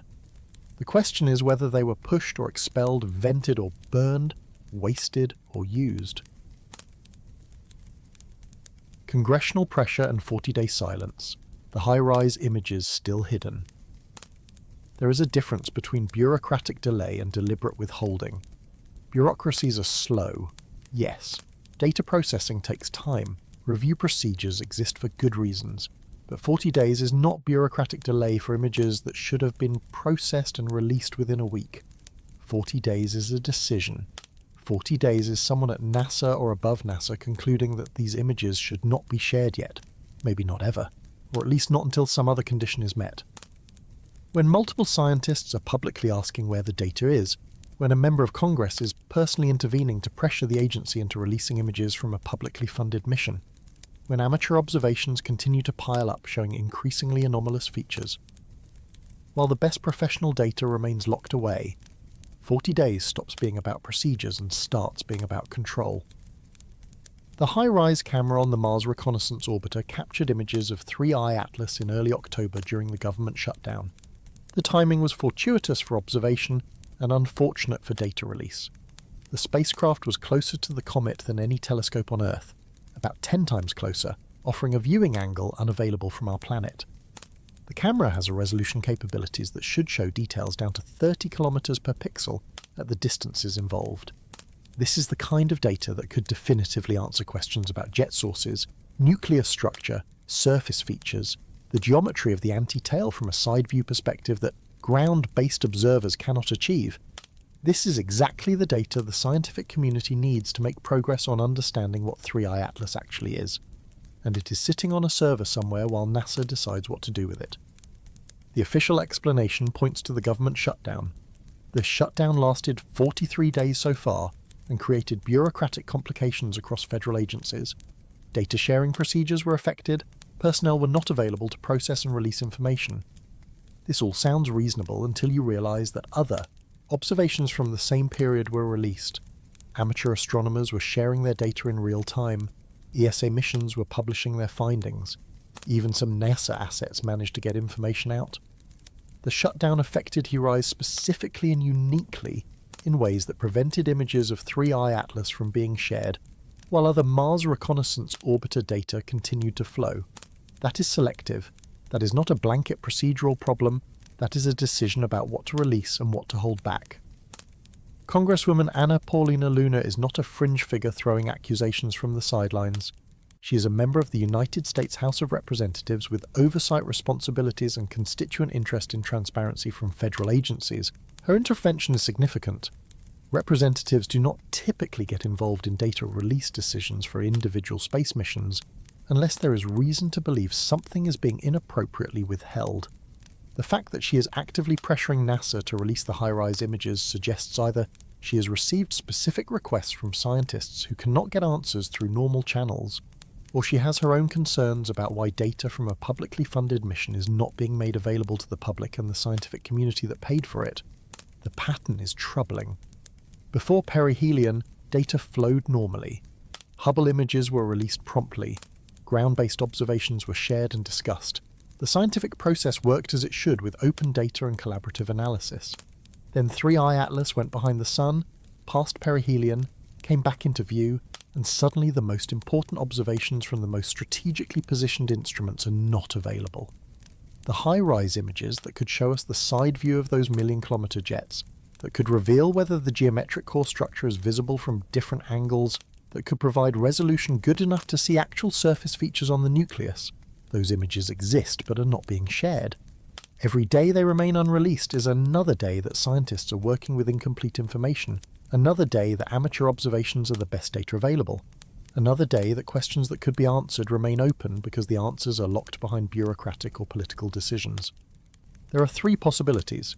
The first is genuine bureaucratic dysfunction, that the shutdown created such procedural chaos that even now, weeks later, no one can figure out how to release a set of images that should have been routine. This is embarrassing but plausible. Government bureaucracies are capable of impressive levels of dysfunction, and a prolonged shutdown could absolutely create tangles that take time to unravel. The second possibility is that the images show nothing particularly interesting, and NASA is simply not prioritizing their release because they do not add much to what we already know.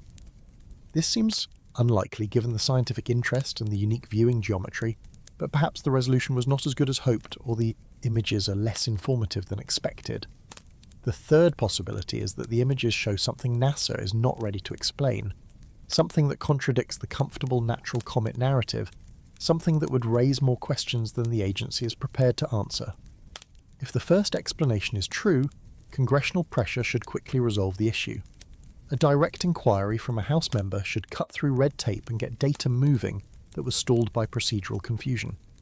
If we see high-rise images released within days of Luna's intervention, it supports the bureaucratic dysfunction hypothesis. If weeks continue to pass with no release even after political pressure, it suggests the hold-up is not procedural. If the second explanation is true, NASA should just say so. A simple statement that the images were captured but do not show significant detail due to technical limitations or unfavourable conditions would end speculation and allow scientists to focus on other data sources. The silence instead of explanation is what creates suspicion. The third explanation is the one nobody wants to consider, but that fits the behaviour pattern. If HiRISE captured high-resolution images showing geometric emissions, structured jets, surface features inconsistent with natural comets, or other anomalies that are difficult to explain, NASA faces a choice. Release the data and deal with the questions and controversy that will follow. Or hold the data while internal discussions happen about interpretation, about how to frame the findings, about whether and how to communicate results that challenge established understanding. This is not conspiracy. This is institutional behaviour when confronted with inconvenient observations. Agencies do not rush to release data that will create problems. They take time, they coordinate, they build narratives, they make sure everyone is on the same page before information goes public. 40 days might be about building that consensus. Think about what happened with the first interstellar object. When scientists first suggested that its trajectory showed non-gravitational acceleration, when hypotheses about artificial origins were proposed, the response from much of the astronomical community was hostile. The ideas were ridiculed. The scientists proposing them were accused of seeking attention. It took repeated observations and extensive analysis before even the non-gravitational acceleration was widely accepted. And to this day, the artificial origin hypothesis remains controversial despite never being definitively disproven. NASA saw how that played out. They saw the backlash, the accusations, the way unconventional interpretations got treated. If high-rise images of 3I Atlas show features that point towards similar interpretations, agency leadership might be very cautious about release, knowing the firestorm that could follow. The alternative hypothesis is that high-rise images are too good, that they show detail that makes the anomalies undeniable. Amateur images can be questioned, processing methods can be critiqued, interpretation can be debated. But high-rise data is different. It is from a proven, well-characterized instrument with known capabilities and extensive calibration. It is high-resolution, professionally acquired, scientifically rigorous data from an asset that has been successfully imaging Mars for years.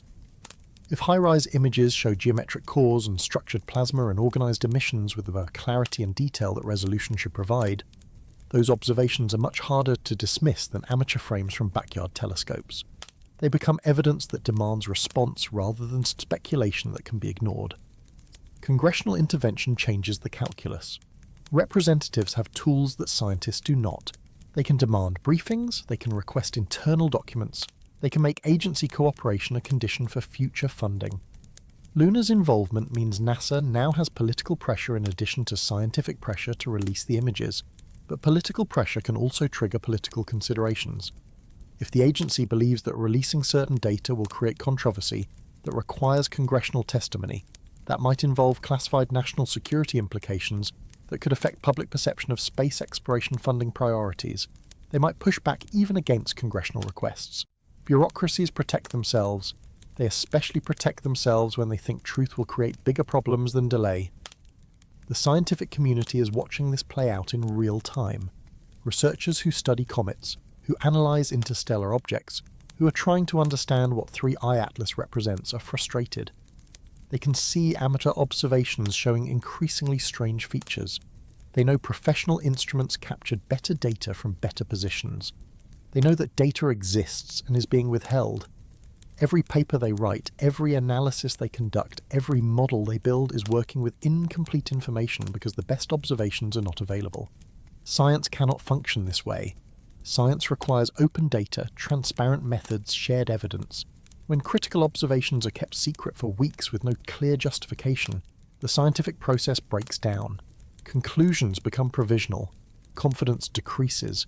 Trust erodes. The 40-day silence is loud. It is saying that something about the high-rise images is different from routine observations. It is saying that normal data release procedures are not being followed. It is saying that someone somewhere decided these particular images require special handling. Maybe that someone is being overcautious. Maybe they are protecting themselves from controversy. Maybe they are genuinely concerned about how the data will be interpreted and want to ensure proper context before release. Or maybe they know what those images show and are hoping that if they wait long enough, if 3i Atlas gets far enough away, if public interest fades, they can release the data quietly, without the firestorm they would face if they released it now while attention is high and anomalies are multiplying. Lunar's intervention may force their hand. Public congressional pressure is difficult to ignore. If NASA refuses to release the images even after direct requests from a House member, that refusal becomes its own story.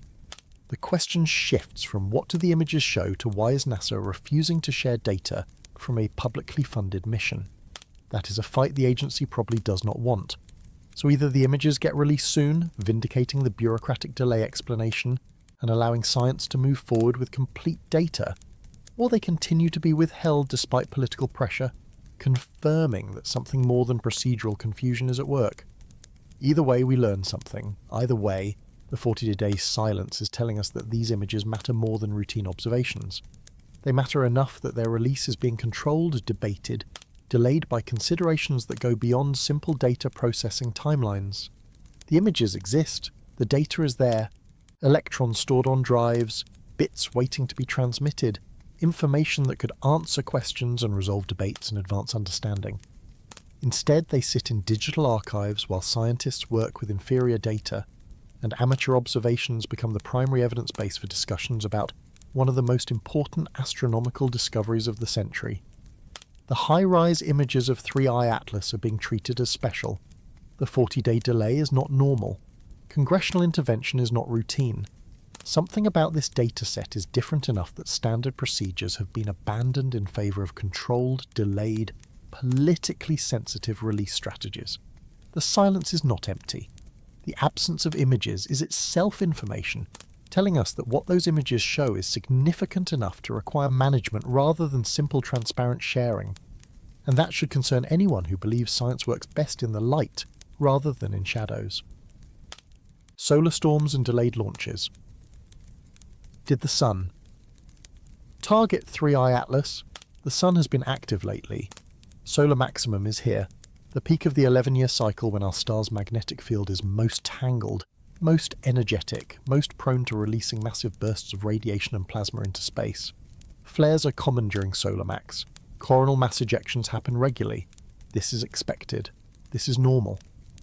What is less normal is the intensity and timing of recent storms, the way they seem to concentrate around specific periods, the way they affected operations in ways that had direct implications for missions trying to observe or interact with 3i Atlas. Coincidence is always possible, but when you see pattern after pattern, timing after timing, event after event that just happens to occur when and where it affects one specific object, coincidence starts requiring its own explanations. The most severe geomagnetic storm in 2 decades hit Earth recently, not during solar max in general, but specifically during the window when ground-based telescopes were trying to capture post-perihelion observations of 3i Atlas. The British Geological Society warned that the storm could reach G5 extreme conditions, the highest level on the scale. NOAA upgraded their forecast from strong to severe as the coronal mass ejections accelerated toward Earth. The timing forced Blue Origin to scrub the launch of the New Glenn rocket carrying NASA's Escapade spacecraft, twin probes designed to study space weather at Mars. The official reason was concern about solar radiation exposure during critical spacecraft commissioning activities. The storm was too dangerous. Launch had to wait. Think about what Escapade was supposed to do. study space weather at Mars, understand how solar wind and radiation interact with planetary magnetospheres, characterize the environment that spacecraft and potential future astronauts would experience in Martian orbit, and consider when the mission would have arrived at Mars relative to when 3I Atlas was in the region. The probes were not designed to study the comet specifically, but their instruments could have captured data on the space weather environment around Mars during the period when 3I Atlas passed within 18 million miles of the red planet. That data would have provided context for understanding plasma interactions, solar wind effects, magnetic field geometries during the flyby. Now the launch is delayed. The mission timeline is shifted. The opportunity for those observations is gone. The solar storms themselves were spectacular. Multiple X-class flares, the most powerful category, erupting in quick succession.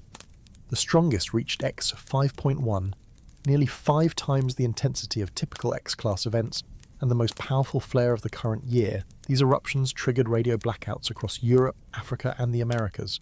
They launched coronal mass ejections that slammed into Earth's magnetic field, compressing it, energizing particle populations, creating auroras visible as far south as Florida and Texas. The displays were beautiful. The impacts were measurable. Power grid fluctuations, GPS errors, radio disruptions, all the signatures of severe space weather affecting technological systems. The sun was angry, and its anger had consequences. But here is the thing about solar flares. They are not targeted. The sun does not aim at specific objects in the solar system. It erupts when and where magnetic field structures become unstable, releasing energy in directions determined by the geometry of the active region that produced them. Most coronal mass ejections miss Earth entirely because we are a small target in a large solar system. The fact that multiple major eruptions occurred in quick succession and that their associated CMEs were directed toward Earth and Mars is not necessarily unusual during solar maximum, except that the timing overlapped with critical observation windows for 3I Atlas, except that the storms forced mission delays that affected our ability to study the comet, except that the radiation environment became so hazardous that spacecraft operations had to be postponed to protect sensitive electronics during commissioning phases. Could the Sun have been responding to 3I Atlas? The idea sounds absurd on its face. Stars do not respond to comets. Solar activity is driven by internal magnetic dynamics, by the churning of plasma in the convective zone, by processes operating on timescales of years and decades, not by the presence of small objects passing through the inner solar system. Comets do not trigger solar flares. They do not influence space weather. They are passive participants in the solar wind environment, not active drivers of solar behavior. This is established science.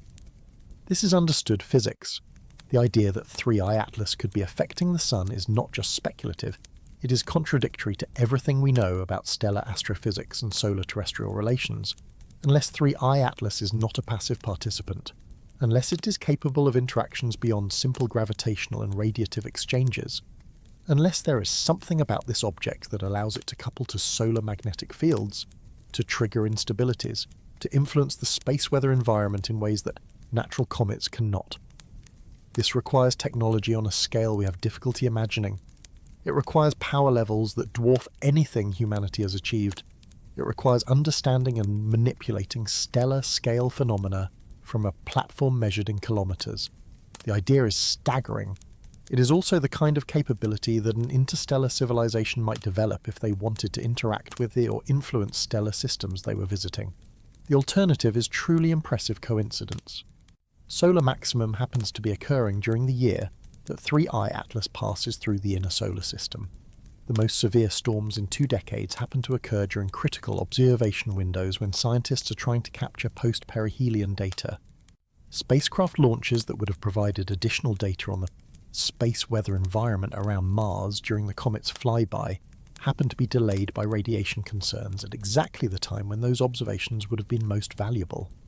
Each of these individually is understandable. Solar max is predictable and happens on an 11-year cycle. Severe storms occur during solar max as a matter of course. Spacecraft delays due to space weather are a known risk that mission planners account for. But together, stacked on top of each other, happening with timing that consistently impacts our ability to study one specific object, the coincidences accumulate. Consider the energetics. X-class flares release around 10 to the 32 ergs of energy in minutes, comparable to billions of nuclear weapons detonating simultaneously. That energy comes from magnetic reconnection, from field lines breaking and reforming, from the conversion of magnetic energy stored in active regions into kinetic energy of plasma and radiation. The process is well understood at a conceptual level, even if predicting specific events remains challenging. What is not understood is whether that process could be triggered externally, whether an object with the right capabilities could inject energy or perturbations that push an already stressed magnetic configuration over the threshold into eruption. Natural triggers exist. Emerging flux can destabilize existing fields. Filament eruptions can trigger larger-scale releases, but could an artificial system do the same? Could 3I Atlas be carrying technology capable of influencing solar magnetic fields from distances of hundreds of millions of kilometers? The physics would be extraordinary. Magnetic fields drop off rapidly with distance. To affect the Sun from the distances 3I Atlas maintained during its perihelion passage would require generating or manipulating fields strong enough to couple across that gulf, to inject energy or perturbations into active regions, to influence the stability criteria that determine when and where eruptions occur. This is not something we can do, this is not something we have theories for that operate on these scales, with technology that fits inside objects measured in kilometers. But absence of human capability does not mean impossibility.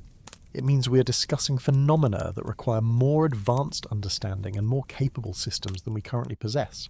The escapade delay is particularly interesting because it prevents specific measurements. The twin spacecraft were designed to fly in formation around Mars, using their separation to measure how solar wind and magnetic fields vary across the space between them. This provides three-dimensional characterization of the plasma environment rather than single-point measurements. During the period when 3I Atlas was near Mars, this kind of data would have been invaluable for understanding whether the comet was producing unusual effects on the local space weather, whether its passage created disturbances in the solar wind or magnetic field topology, whether the plasma interactions were consistent with a natural comet or showed signatures of something more complex. Now we will never have that data. The opportunity is gone. The measurements that could have provided crucial context for understanding 3I Atlas's interactions with its environment will not be made because the launch was delayed by solar storms that may or may not have been related to the object we were trying to study. The auroras were spectacular, visible at latitudes where they are rarely seen. The northern lights reached Florida. Displays lit up skies across the Americas and Europe with dancing curtains of green and red and purple. These are particle precipitation events, energized electrons and protons from the magnetosphere crashing into the upper atmosphere and exciting atmospheric gases to emit light. The intensity and extent of the auroras directly correlate with the strength of the geomagnetic storm, with how much energy the CME injected into Earth's magnetic field. The storms were severe, the auroras were correspondingly dramatic, and the timing was such that these spectacular displays occurred when the attention was focused on 3I Atlas, when observers were trying to capture imagery of the comet rather than looking at the lights in the sky. Another coincidence. Another distraction at a critical moment. Space weather forecasting has improved dramatically over recent decades. We have satellites monitoring the sun continuously. We have models that predict when CMEs will arrive and how strong the resulting storms will be. We have procedures for protecting infrastructure and spacecraft when severe conditions are expected. The escapade delay was not a surprise. The forecast was clear days in advance. The decision to postpone launch was prudent given the radiation risks. But forecasting is not the same as understanding causation. We can predict that a stressed active region is likely to erupt. We can calculate trajectories of CMEs and estimate their Earth arrival times. What we cannot do is explain why specific active regions became stressed at specific times, why the eruptions happened during the observation windows for 3I Atlas, why the cascade of events unfolded with timing that consistently impacted our ability to study the object. The sun does not have agency. It does not make decisions. It does not aim flares at planets or adjust its activity based on what objects are in the inner solar system. This is not anthropomorphization. This is physics. The sun is a ball of plasma following the laws of magneto-hydrodynamics, responding to internal dynamics, evolving according to equations we understand reasonably well, even if we cannot solve them perfectly.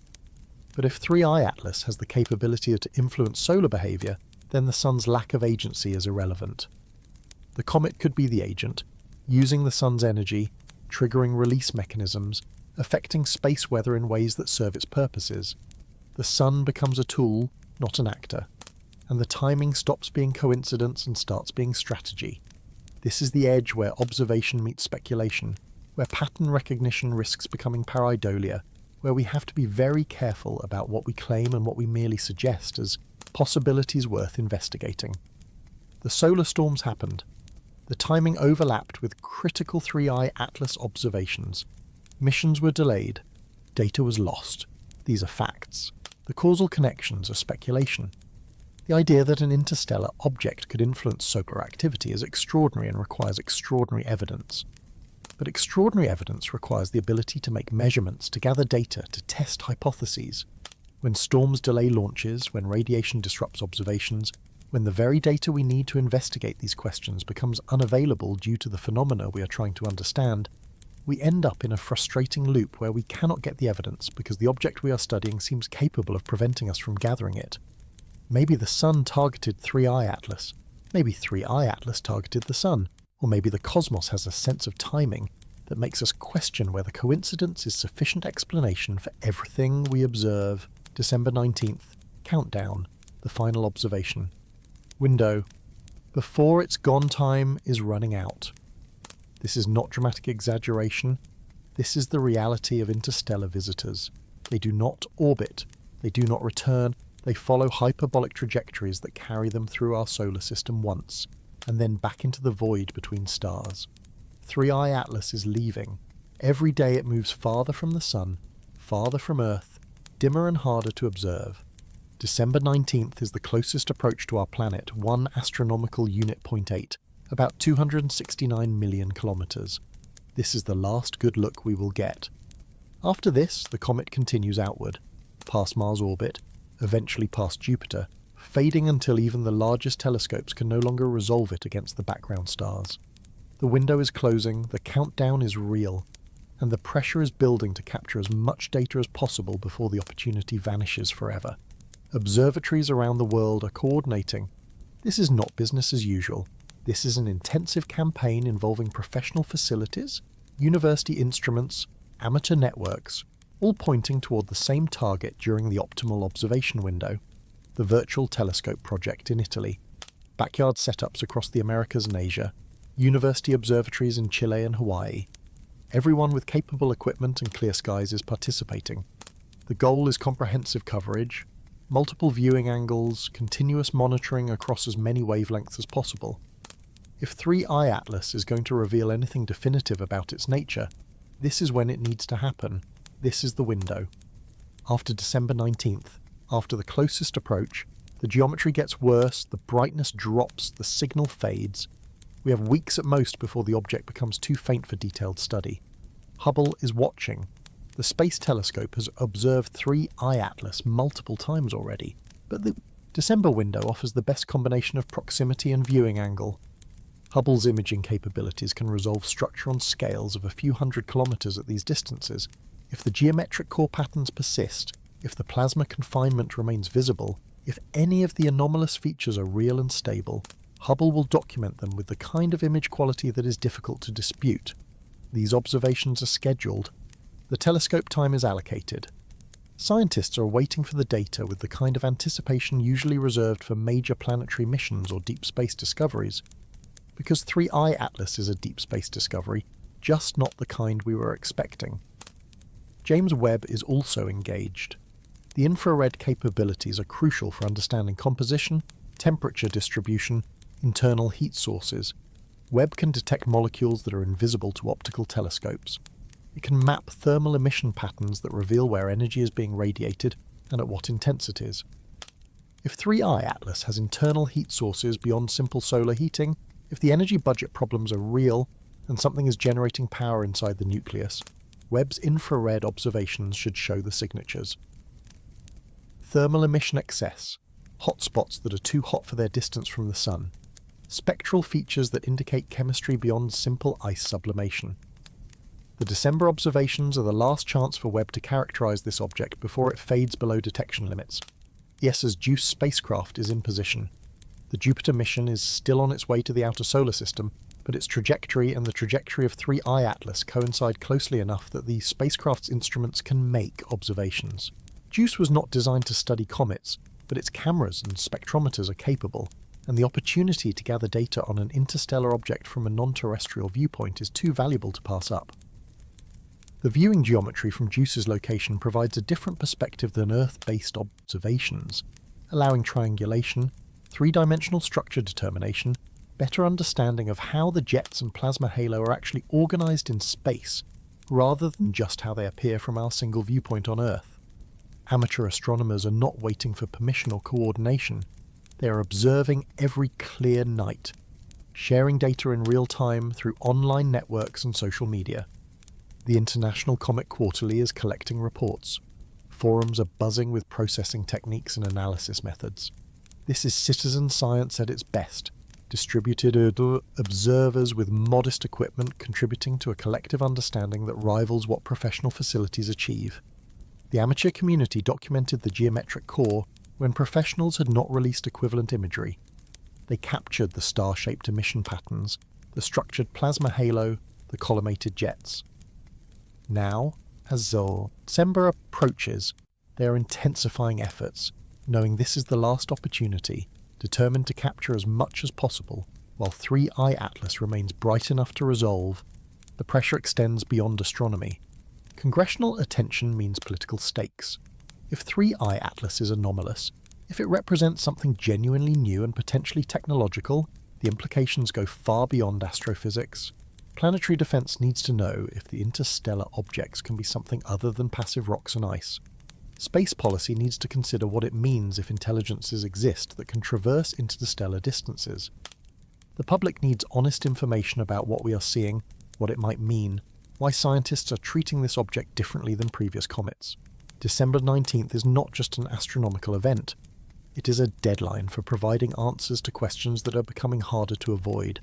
Multiple telescopes means multiple wavelengths, multiple techniques, multiple ways of probing what 3I Atlas actually is. Optical imaging shows morphology, structure, the visible patterns in dust and plasma. Infrared reveals temperature, composition, energy. Ultraviolet characterizes ion populations, plasma processes, high-energy phenomena.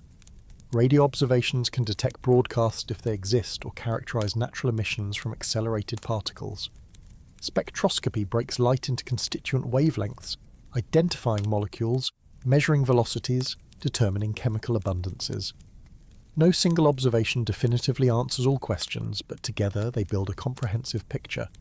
December is when all these techniques focus on one target simultaneously, creating the most complete observational dataset we have ever assembled for an interstellar visitor. The timeline is unforgiving. Closest approach is a single point, a moment when the distance is minimum and then immediately starts increasing again. But the useful observation window extends weeks around that date, from when the comet is bright enough and positioned well enough to when it fades or moves into unfavourable geometry. We are in that window now. Every day matters. Every clear night is precious. Clouds are the enemy. Equipment failures are disasters. Data corruption is catastrophic.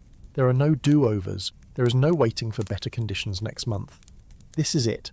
What we capture now is what we will have to work with for decades as we try to understand what visited us and what it might have been trying to accomplish. Ground-based radar would be ideal, but is not feasible given the distance and the geometry. Radar can provide direct ranging information, precise measurements of velocity and spin state, even crude imaging of surface features for objects that come close enough. 3I Atlas at 269 million kilometers is far beyond the range where planetary radar systems like Arecibo, if it still existed, or Goldstone could, get useful returns. The signal strength drops off too quickly with distance. You would need a much larger transmitter or a much closer object to make radar observations work. This is frustrating because radar data would definitively measure things we are currently inferring from indirect observations, but the physics is unforgiving. The inverse square law applies to radar just like everything else. The object is too far. We rely on passive observations only. Think about what happens after December 19th. The distance increases. The brightness drops by the square of the distance, getting dimmer fast. By late December and into the new year, 3i Atlas becomes a difficult target even for major observatories. The coma and jets that are so prominent now will fade. The geometric patterns that are causing so much discussion will become harder to resolve. Eventually, the object will be nothing more than a faint point of light against the stellar background, indistinguishable from distant asteroids except for the known trajectory that marks it as interstellar. At that point, detailed study ends. We will still be able to track position, to refine the orbit, to watch it move past Jupiter, and eventually leave the planetary region of the solar system. But the intensive observational campaign, the detailed characterization, the attempts to understand structure and composition and behaviour, those end when the signal-to-noise ratio becomes too poor for meaningful analysis. The scientific papers are being written already. Data from earlier observations is being analysed, models are being constructed, hypotheses are being tested against available evidence. But everyone knows the December data will be crucial. It will either confirm the pattern seen earlier, strengthening the case that the anomalies are real and persistent, or it will show something different, suggesting that earlier observations might have been artifacts or temporary phenomena. The next few weeks determine whether 3i Atlas remains a mystery or starts to fit into understood categories. They determine whether the 12 anomalies hold up under the best observations we can make, or whether explanations emerge that account for the strange features within conventional physics. International collaboration is critical. Telescopes are distributed across the globe, each location getting a few hours of optimal viewing per night as Earth rotates. Coordinating observations means continuous coverage, no gaps, maximising the total integration time on target. When one observatory loses the object to daylight, another on the opposite side of the planet picks it up. When weather closes one site, others continue. This distributed network approach has been used for major astronomical events before, eclipses and occultations and transient phenomena that require timing and coverage. 3i Atlas gets the same treatment. Recognition that this object is special enough to justify the coordination, effort important enough that losing data to single-site limitations is unacceptable. The amateur contribution cannot be overstated. Professional facilities have limited time, scheduled far in advance, with competing demands from many research projects. Amateurs have flexibility. They can observe every clear night. They can try different processing techniques. They can share findings immediately without waiting for peer review and publication. The geometric core images came from amateurs. The detailed jet structure documentation came from amateurs. The temporal stability of anomalous features was established by amateurs, capturing data night after night. As December approaches, this community is mobilizing, treating the final observation window with the urgency it deserves, knowing their contributions might be the difference between understanding this object and letting it slip away with critical questions unanswered. December 19th is arbitrary in one sense. Closest approach is defined by orbital mechanics, not by any significance the date holds for the object itself. But for us, for the observers trying to understand what 3i Atlas represents, the date is everything. It is the peak of our opportunity, the moment of best geometry and brightness. The last time we can realistically expect to capture the detail needed to answer fundamental questions about this visitor's nature. Before that date, we are approaching the moment. After that date, we are watching it recede. The observations made during this window will define what we know and what remains uncertain about only the third confirmed interstellar object to pass through our solar system, and potentially the most important one yet. The countdown is not metaphorical. Days remain, observation sessions are scheduled, instruments are prepared, weather forecasts are monitored with unusual attention. This is the finale of the 3i Atlas observational campaign, the crescendo toward which months of effort have been building. After this, the object fades into the distance, carrying with it the answers to questions we may never get another chance to ask. December 19th is not the end of 3i Atlas. It is the end of our ability to study it in detail. The object continues its journey. Our window to understand it does not. The clock is running, the distance is increasing, the light is fading. Whatever we learn, we need to learn it now. The Loeb hypothesis, at 12 anomalies. When does natural stop making sense? Avi Loeb is not a fringe scientist. Chair of the astronomy department at Harvard, author of hundreds of peer-reviewed papers, researcher with established credentials in astrophysics and cosmology. When someone like this says an interstellar object might be technological, it is not attention-seeking. It is not sensationalism. It is a scientist following evidence toward a conclusion that makes him uncomfortable, but that he cannot dismiss based on observations and calculations. The fact that his hypothesis about 3I Atlas being potentially artificial has been met with resistance does not make the hypothesis wrong. It makes it inconvenient. It challenges consensus. It forces colleagues to confront possibilities that are easier to ignore than to seriously evaluate. But science does not progress by ignoring inconvenient observations. It progresses by following evidence wherever it leads. The 12 anomalies are documented, not speculated, not imagined. Documented through astrometry, photometry, spectroscopy, imaging, and trajectory analysis. First, the retrograde trajectory aligned within 5 degrees of the ecliptic plane, with only 0.2% probability of occurring by chance. Most interstellar objects should arrive from random directions reflecting their ejection from other stellar systems and subsequent motion through the galaxy. 3I Atlas arrived aligned with our planetary plane, moving backward relative to the planet's orbits, as if its trajectory was deliberately oriented to interact with multiple bodies in our system. Second anomaly, the anti-tail that is not an optical illusion, that points toward the Sun through mechanisms that remain unclear, that persists across observations from different viewing geometries. Third, the mass. 1 million times more massive than the first interstellar object while moving faster than both previous visitors, a combination that has less than 0.1% probability of occurring naturally based on models of interstellar object populations. Fourth, the arrival timing that brought it close to Mars, Venus and Jupiter while positioning it behind the Sun at perihelion, where Earth-based observations were impossible with combined probability of somewhere around 0.005%. These are not individual curiosities. These are compounding improbabilities that stack multiplicatively, each one reducing the likelihood that 3I Atlas is simply a natural comet on a random trajectory through our solar system. Fifth anomaly, the chemical composition. Extreme nickel enrichment without corresponding iron.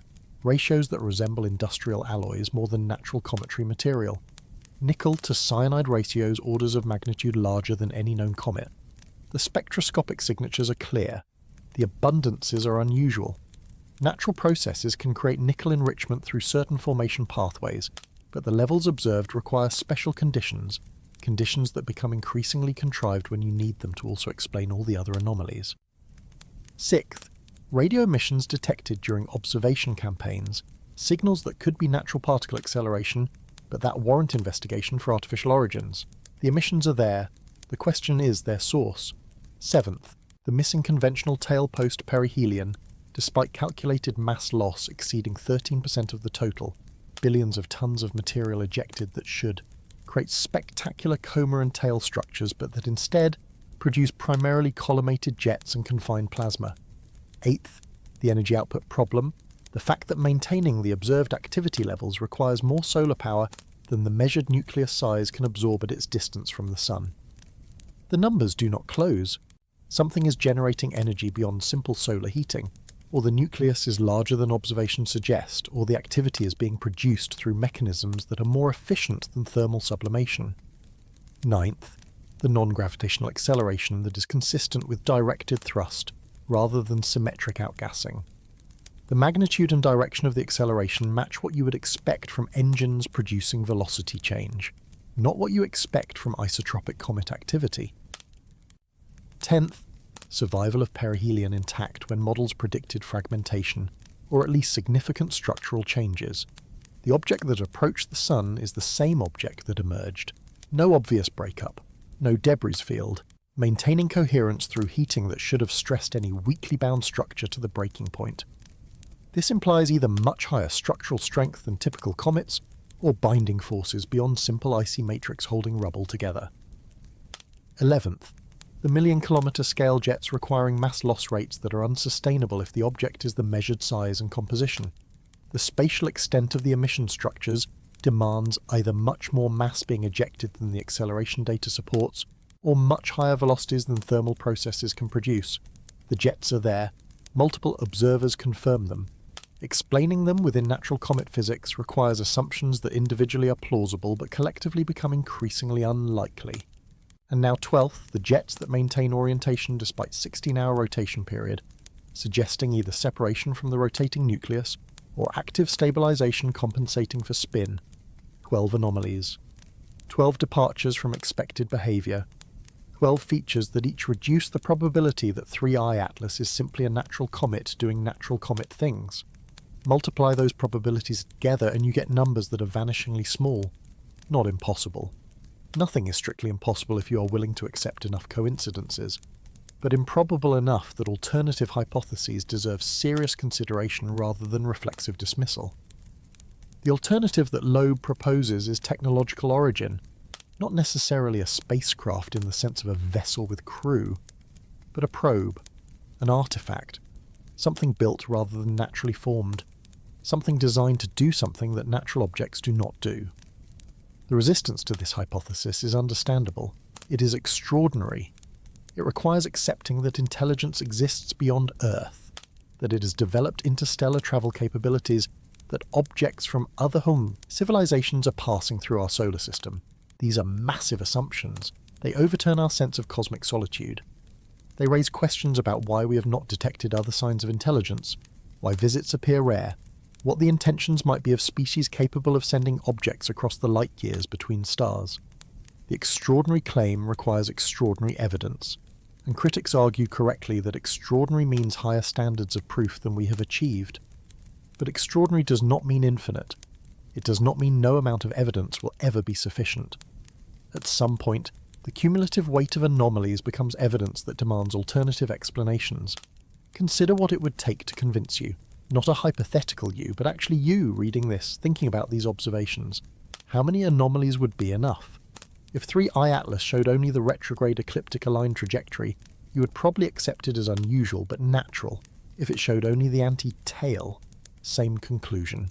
If it showed only the geometric core or only the missing tail, or only the energy budget problem, each individually could be explained away with varying degrees of effort and assumptions. But 12 separate features that each require explanation, that each push against the boundaries of what natural processes produce. At what point does cumulative improbability cross your threshold from unlikely natural object to genuinely anomalous artifact? Loeb is not claiming certainty. He is proposing a hypothesis that should be investigated rather than dismissed. He is saying the observations are consistent with artificial origin, that the technological explanation accounts for more of the data with fewer assumptions than the natural explanation currently requires. This is how science works. You propose hypotheses, you test them against evidence, you compare how well different models fit observations, you adjust your confidence based on what the data supports. The reflexive rejection of the artificial origin hypothesis without serious analysis is not skepticism, it is bias. It is deciding in advance that certain conclusions are unacceptable regardless of what observations might suggest. The counter-argument focuses on absence of definitive artificial signatures, no obvious solar panels, no clear antenna structures, no detected deliberate transmissions, no navigation maneuvers beyond what could be explained by outgassing. If 3I Atlas is technological, where are the unambiguous signs? Why does it look so much like a comet if it's not one? These are fair questions, but they assume we would recognize artificial structures built by non-human intelligence. They assume technology from a civilization millions of years more advanced would look like our technology. They assume purposes we cannot imagine would use methods we would expect. The absence of anthropomorphic features does not prove natural origin. It proves we are not seeing human engineering. That is a much weaker conclusion. Think about what an interstellar probe might actually be. Not a rocket with windows and landing legs, not something designed to be understood by civilizations it encounters, something optimized for its mission across timescales and distances that dwarf human experience. Possibly using materials and methods that look natural, because natural materials are what is available in space, because disguise or camouflage serves mission objectives, because the distinction between engineered biology and engineered machinery blurs when you have millions of years to develop technology. A probe could look exactly like a comet while containing systems and capabilities that are entirely artificial. The appearance does not determine the nature. The behavior does. 3I Atlas behaves strangely. This is not interpretation. This is observation. The trajectory is unusual. The emissions are organized. The energy budget is problematic. The jets are persistent. The timing is convenient for avoiding Earth-based observation during perihelion, while positioning the object near multiple planets. Each of these could have natural explanations. All of them together strain credulity that natural processes alone account for everything we see. Loeb's hypothesis says maybe they do not. Maybe 3-eye Atlas is doing things deliberately that look strange because they are not natural. Maybe the anomalies are features rather than bugs, intentional rather than coincidental, designed rather than random. The hypothesis is testable. Observations during the December window could support or contradict it. If 3-eye Atlas shows navigation maneuvers, changes in non-gravitational acceleration that correspond to trajectory corrections, that would be strong evidence for artificial origin. If radio emissions show structure, patterns, modulation, anything beyond natural noise, that would be significant. If the jets show controlled variation, turning on and off in ways that suggest deliberate operation rather than passive solar heating, that would matter. If thermal imaging reveals internal heat sources inconsistent with any known natural mechanism, that would be informative. The technology hypothesis makes predictions. It suggests observations that would differentiate artificial from natural. It is not unfalsifiable. It is simply uncomfortable. Science has been wrong before about cosmic solitude. We thought Earth was the center of the universe. We thought the sun was the center of the cosmos. We thought galaxies were the extent of existence. Each time, observations forced us to accept larger contexts, to abandon anthropocentric assumptions, to recognize that we are not as central or unique as we believed. The possibility that intelligence exists beyond Earth, that some of those intelligences have achieved interstellar travel, that their artifacts occasionally pass through our solar system, this is just another step in the same direction. It is uncomfortable because it is new. It is resisted because accepting it requires changing how we see ourselves and our place in the universe. But discomfort is not evidence. Resistance is not argument. The observations are what they are. 12 anomalies, 12 reasons to question the natural comet hypothesis, 12 features that together paint a picture of something unusual, possibly something unprecedented in our observational record. Loeb is saying pay attention to this picture, consider what it might mean, investigate seriously rather than dismissing reflexively. That is not radical. That is not pseudoscience. That is exactly what scientists should do when confronted with observations that do not fit existing models. The question is not whether Loeb is right. The question is whether the evidence justifies serious investigation of the hypothesis he is proposing. Based on 12 documented anomalies, based on the cumulative weight of observations that each individually are unusual and collectively are extraordinary, the answer is yes. The hypothesis deserves investigation. 3-eye Atlas might be natural, but natural does not adequately explain what we are seeing. At some point, when enough anomalies accumulate, you have to ask whether you are forcing data into a framework it no longer fits, or whether it is time to consider frameworks that might fit better, even if they are more unsettling than what you are replacing. Tonight's Global Telescope campaign, what Webb and Hubble might reveal. The campaign started before sunset. Telescopes in Asia turned toward 3-eye Atlas as it rose above their eastern horizons, beginning integration times that would continue through their night. As Earth rotates, observatories across the Middle East, Europe, Africa pick up coverage, maintaining continuous monitoring as the object tracks across their skies.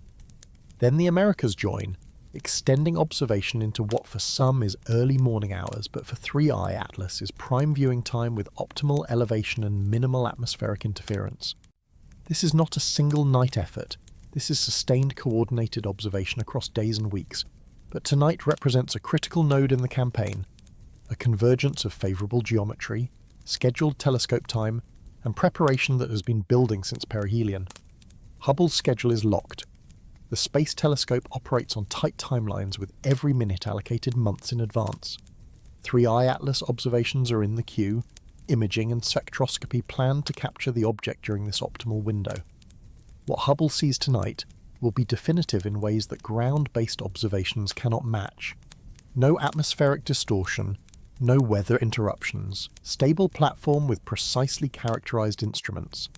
If the geometric core is real, if the star-shaped emission pattern persists, if the plasma confinement shows boundaries and structure, Hubble will document it with clarity that settles questions about whether these features are processing artifacts or genuine phenomena. The images will either confirm what amateur observers have been capturing, or show that higher resolution and better calibration reveal something more mundane. James Webb operates in infrared, seeing heat that visible light telescopes miss. The scheduled observations target specific wavelength ranges chosen to characterize composition and thermal properties. Water ice has distinct spectral signatures. Carbon dioxide has others. If 3I Atlas contains unusual molecules, exotic ices, chemical compositions that do not match known cometary inventories, Webb will detect them. More critically, Webb maps temperature. If the nucleus is uniformly heated by sunlight, the thermal emission should follow predictable patterns based on distance from the sun and the object's rotation. If internal heat sources are operating, if energy is being generated by something other than solar radiation, thermal maps will show hotspots, temperature gradients, emission patterns that are inconsistent with passive heating. Ground-based observatories are not idle while space telescopes work. The coordination is deliberate. When Hubble images at visible wavelengths and Webb observes in infrared, having simultaneous ground-based optical and radio observations provides multi-wavelength coverage that characterizes the object across the electromagnetic spectrum. You see different things at different wavelengths. Dust scatters visible light.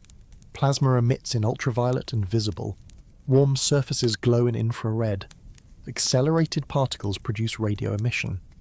The complete picture requires all of these, observed simultaneously so that temporal variations do not confound comparisons between wavelength bands.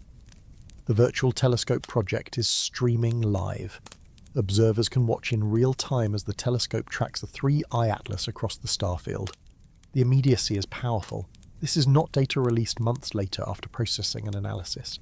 This is happening now. The photons that left the comet hours ago arriving at detectors and being converted to images that appear on screens around the world within seconds. The transparency is complete. No selection of what to show, no editorial control over which frames get released. Everything the telescope sees, the audience sees.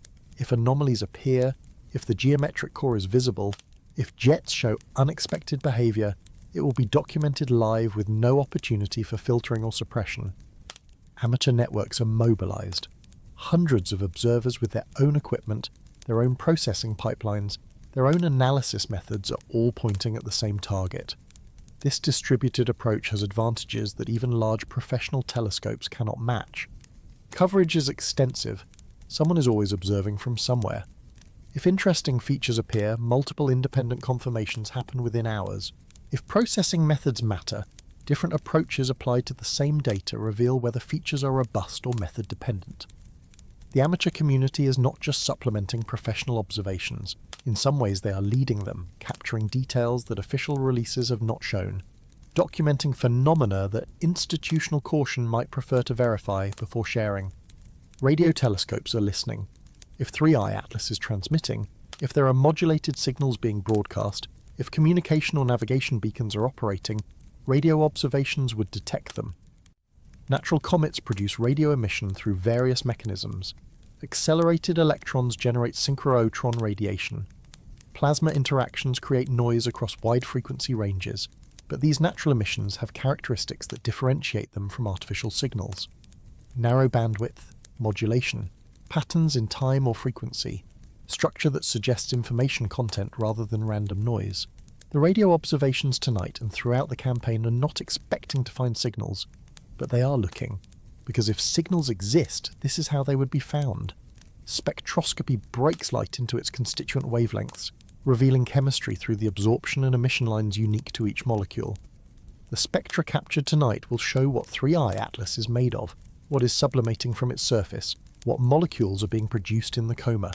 This is basic astrophysics, applied routinely to comets and asteroids and planets and stars. But for 3I Atlas, spectroscopy answers questions that go beyond composition. If the nickel enrichment is real and persists across observations, if the ratios remain anomalous, if new unusual lines appear that suggest chemistry beyond standard cometary volatiles, spectroscopy will reveal it. The technique is objective. The atomic physics that produces spectral lines is well understood. What elements and molecules are present is a matter of measurement, not interpretation. Photometry measures brightness variations over time. If 3I Atlas is rotating with the measured 16-hour period, Photometric observations should show periodic variations as different parts of the nucleus reflect varying amounts of light. If jets are pulsing with rotation, if active regions cycle in and out of sunlight, brightness should change predictably. Continuous photometric monitoring throughout tonight's observations will test whether the rotation is stable, whether brightness variations match expectations, whether temporal behaviour is consistent with a tumbling icy nucleus, or suggests something more complex. Unexpected periodicity, brightness changes that do not match rotation, rapid variations that suggest active processes rather than passive reflection, any of these would be informative. Astrometry tracks position with precision. The trajectory of 3I Atlas is well characterized but continued. Position measurements refine the orbit, reduce uncertainties, constrain the non-gravitational acceleration. If the object maneuvers, if thrust is applied, if the trajectory deviates from purely gravitational predictions, astrometry will detect it. The December observations occur at optimal geometry for astrometric measurements. The object is relatively close, moving against a well-characterized star field, visible to multiple observatories whose positions are precisely known. Parallax from different observation sites allows true three-dimensional position determination. Any deviation from the expected path shows up as residuals in the orbit fit, small but measurable changes that indicate forces beyond gravity are acting on the object. The campaign extends beyond astronomy. Media attention is high, public interest is sustained. Social media is full of speculation and analysis, and amateur images processed a dozen different ways to highlight different features. This is both valuable and problematic. Valuable because it keeps attention focused, keeps pressure on institutions to share data, keeps the conversation alive about what 3I Atlas represents. Problematic because signal can get lost in noise, because sensational claims without evidence muddy the waters, because the need for careful analysis can conflict with the desire for immediate definitive answers. But on balance, public engagement is positive. Science benefits from attention. Questions get asked that might otherwise be ignored. Transparency is harder to avoid when audiences are watching. What might tonight reveal? Best case, definitive data that answers core questions about 3I Atlas's nature. Hubble images, showing either clear natural comet features that explain the geometric patterns as processing artifacts or viewing effects, or showing structures that are genuinely anomalous and demand explanation beyond conventional cometary physics. Webb thermal data showing either temperatures consistent with solar heating and thus supporting natural origin, or showing thermal anomalies that indicate internal energy sources and strengthen the technology hypothesis. Ground-based observations showing either stable predictable behavior consistent with rotation and passive sublimation, or showing variability, maneuvers, emission changes that suggest active control and directed process. Worst case, ambiguous data that neither confirms nor rules out any hypothesis. Images that show features but not clearly enough to definitively interpret them. Thermal data that is consistent with multiple models depending on assumptions about surface properties and volatile distribution. Spectroscopy that reveals composition but does not discriminate between natural and artificial origin scenarios. Astrometry that shows trajectory evolution, but within uncertainty margins that allow both gravitational and propulsive explanations. Science often delivers ambiguity. Measurements have errors. Models have assumptions. Clear definitive results are rarer than we would like, but even ambiguous data narrows possibilities, constrains parameters, guides future observations if opportunities arise. The reality is probably somewhere between best and worst. Tonight will produce data. That data will answer some questions and raise others. Features will be confirmed or refuted. Models will be supported or contradicted. Understanding will advance. But the complete picture, the final determination of what 3I Atlas is, that probably requires more than one night's observations, more than one telescope, more than one technique. The campaign is not one event. It is a sustained effort across the December observation window. Tonight is important. Tomorrow is important. Every clear night until the object fades is important. The data accumulates. The constraints tighten. The possible explanations narrow. This is how science works when you cannot do controlled experiments, when the subject of study is not cooperative, when observation is your only tool. The telescopes are tracking. The data is accumulating. Photons that left 3I Atlas hours ago are arriving at detectors now, being counted, being processed, being converted to images and spectra and measurements that will inform our understanding of this object. Human eyes are watching screens, waiting for data products to appear. Computer algorithms are running, fitting models, calculating statistics, looking for patterns. The campaign is underway. The most intensive, coordinated observation of an interstellar object ever attempted is happening in real time across continents and wavelengths and techniques. What we learn depends on what 3i Atlas chooses to reveal, or what its nature inevitably discloses regardless of intention. The countdown to closest approach continues. December 19th remains the target date. But tonight is part of that approach, part of the critical window when the object is bright enough and close enough and positioned well enough that our best instruments can characterize it properly. The opportunity will not repeat. Interstellar visitors do not return. This is our chance. This is our window. Whatever 3i Atlas is, whatever it represents, whatever message or meaning or mechanical purpose it carries, we need to understand it now while we can still see it clearly. After this window closes, after the object fades into the distance, we will work with whatever data we captured. We will analyze and model and debate and eventually reach conclusions or acknowledge uncertainties. But the observations happen now, the measurements happen tonight and in the nights to come. The campaign is not about one telescope or one scientist or one hypothesis. It is about humanity pointing all available instruments at something from beyond our solar system and asking what it is, how it works, why it is here. The answers, if they come, will come from the data being captured right now as telescopes track a visitor that is either the strangest comet ever observed or something that is not a comet at all. The night progresses, integrations continue, data accumulates. The global campaign moves forward with the momentum of hundreds of observers, all focused on one target. 3i Atlas crosses the sky, indifferent to the attention, following its trajectory toward and then past its closest approach to Earth. What it reveals depends partly on our instruments, partly on our analysis, partly on our willingness to accept what observations show us, even when they challenge comfortable assumptions. The telescopes are watching, the data is recording. The December window is open. Whatever truth 3i Atlas carries, we are doing everything we can to capture it before the opportunity vanishes and the visitor returns to the darkness between stars, leaving us to make sense of what we saw and what it might have meant.